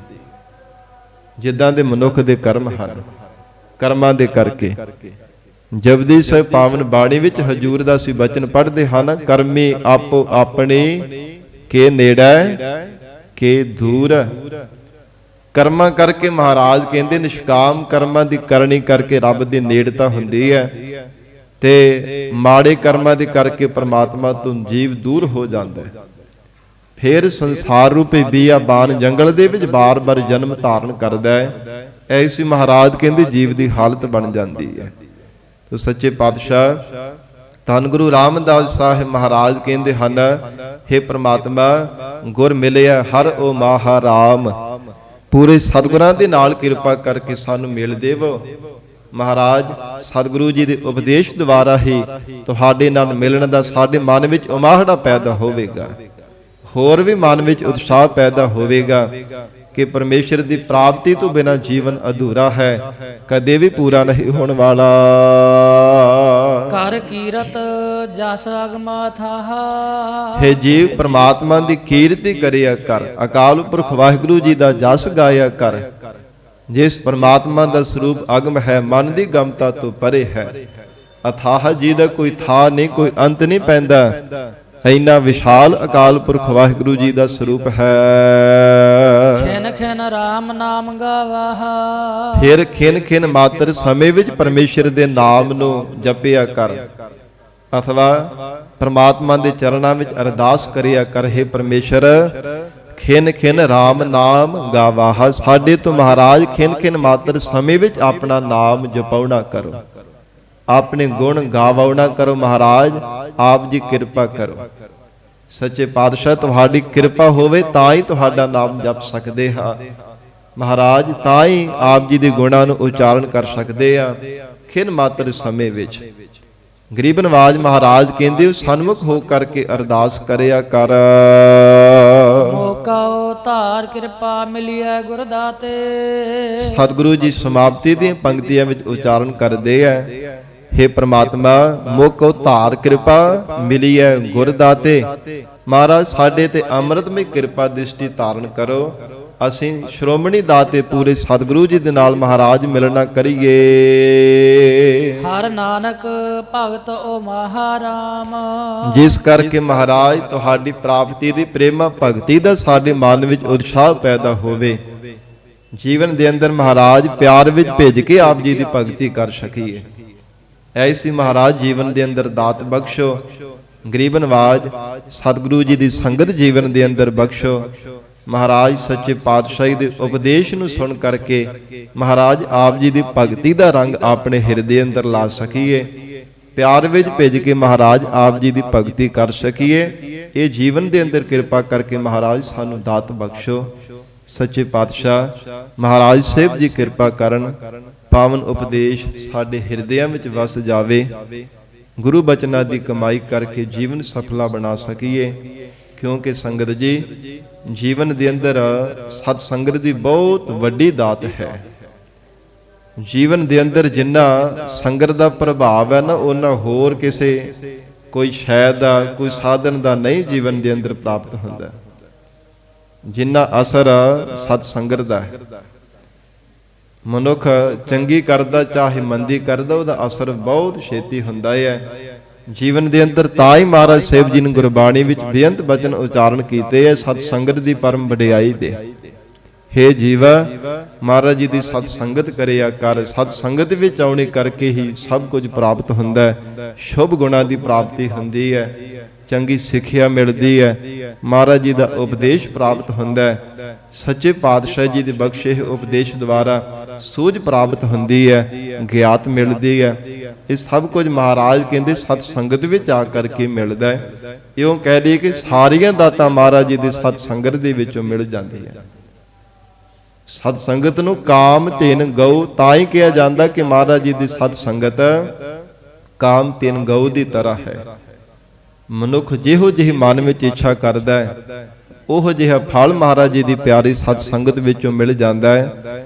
ਤੇ ਇਸ ਕਰਕੇ ਹਜੂਰ ਕਹਿੰਦੇ ਪ੍ਰਮਾਤਮਾ ਦੇ ਚਰਨਾਂ ਵਿੱਚ ਅਰਦਾਸ ਕਰਿਆ ਕਰ, ਹੇ ਪਰਮੇਸ਼ਰ ਕਿਰਪਾ ਕਰੋ ਮਹਾਰਾਜ, ਜੀਵਨ ਦੇ ਅੰਦਰ ਸਾਨੂੰ ਚੰਗੀ ਸੰਗਤ ਬਖਸ਼ੋ। ਆਪ ਜੀ ਦੀ ਭਗਤੀ ਦਾ ਮਹਾਰਾਜ ਉਤਸ਼ਾਹ ਸਾਡੇ ਮਨ ਵਿੱਚ ਪੈਦਾ ਹੋਵੇ, ਪਿਆਰ ਤੇ ਉਤਸ਼ਾਹ ਦੀ ਸਹਿਤ ਹੋ ਕਰਕੇ ਆਪ ਜੀ ਦੀ ਭਗਤੀ ਕਰ ਸਕੀਏ। ਸੱਚੇ ਪਾਤਸ਼ਾਹ ਜੀ ਬਖਸ਼ਿਸ਼ ਕਰਨ। ਮਹਾਰਾਜ ਜੀ ਦੇ ਪਵਿੱਤਰ ਗੁਰਬਾਣੀ ਦੀ ਵਿਚਾਰ ਕਰਦਿਆਂ ਤੋਂ ਹੋਈਆਂ ਬੇਅੰਤ ਭੁੱਲਾਂ ਦੀ ਖਿਮਾ ਸਤਿਗੁਰੂ ਜੀ ਅਤੇ ਆਪ ਸੰਗਤ ਬਖਸ਼ਣਹਾਰ ਹੋ। ਅਗਾਹ ਵਾਸਤੇ ਅਸੀਸ ਪਿਆਰ ਬਖਸ਼ਿਸ਼ ਕਰਨਾ ਜੀ। ਦੇਹੁ ਸੱਜਣ ਅਸੀਸੜੀਆ, ਜਿਉ ਹੋਵੇ ਸਾਹਿਬ ਸਿਓ ਮੇਲ। ਕਰ ਕੀਰਤ ਜਸ ਅਗਮਾ ਥਾਹਾ, ਖਿਨ ਖਿਨ ਰਾਮ ਨਾਮ ਗਾਵਾਹਾ। ਮੋਕੋ ਧਾਰ ਕਿਰਪਾ ਮਿਲੀਐ ਗੁਰ ਦਾਤੇ, ਹਰ ਨਾਨਕ ਭਗਤ ਓ ਮਹਾਰਾਮ। ਵਾਹਿਗੁਰੂ ਜੀ ਕਾ ਖਾਲਸਾ, ਵਾਹਿਗੁਰੂ ਜੀ ਕੀ ਫਤਿਹ।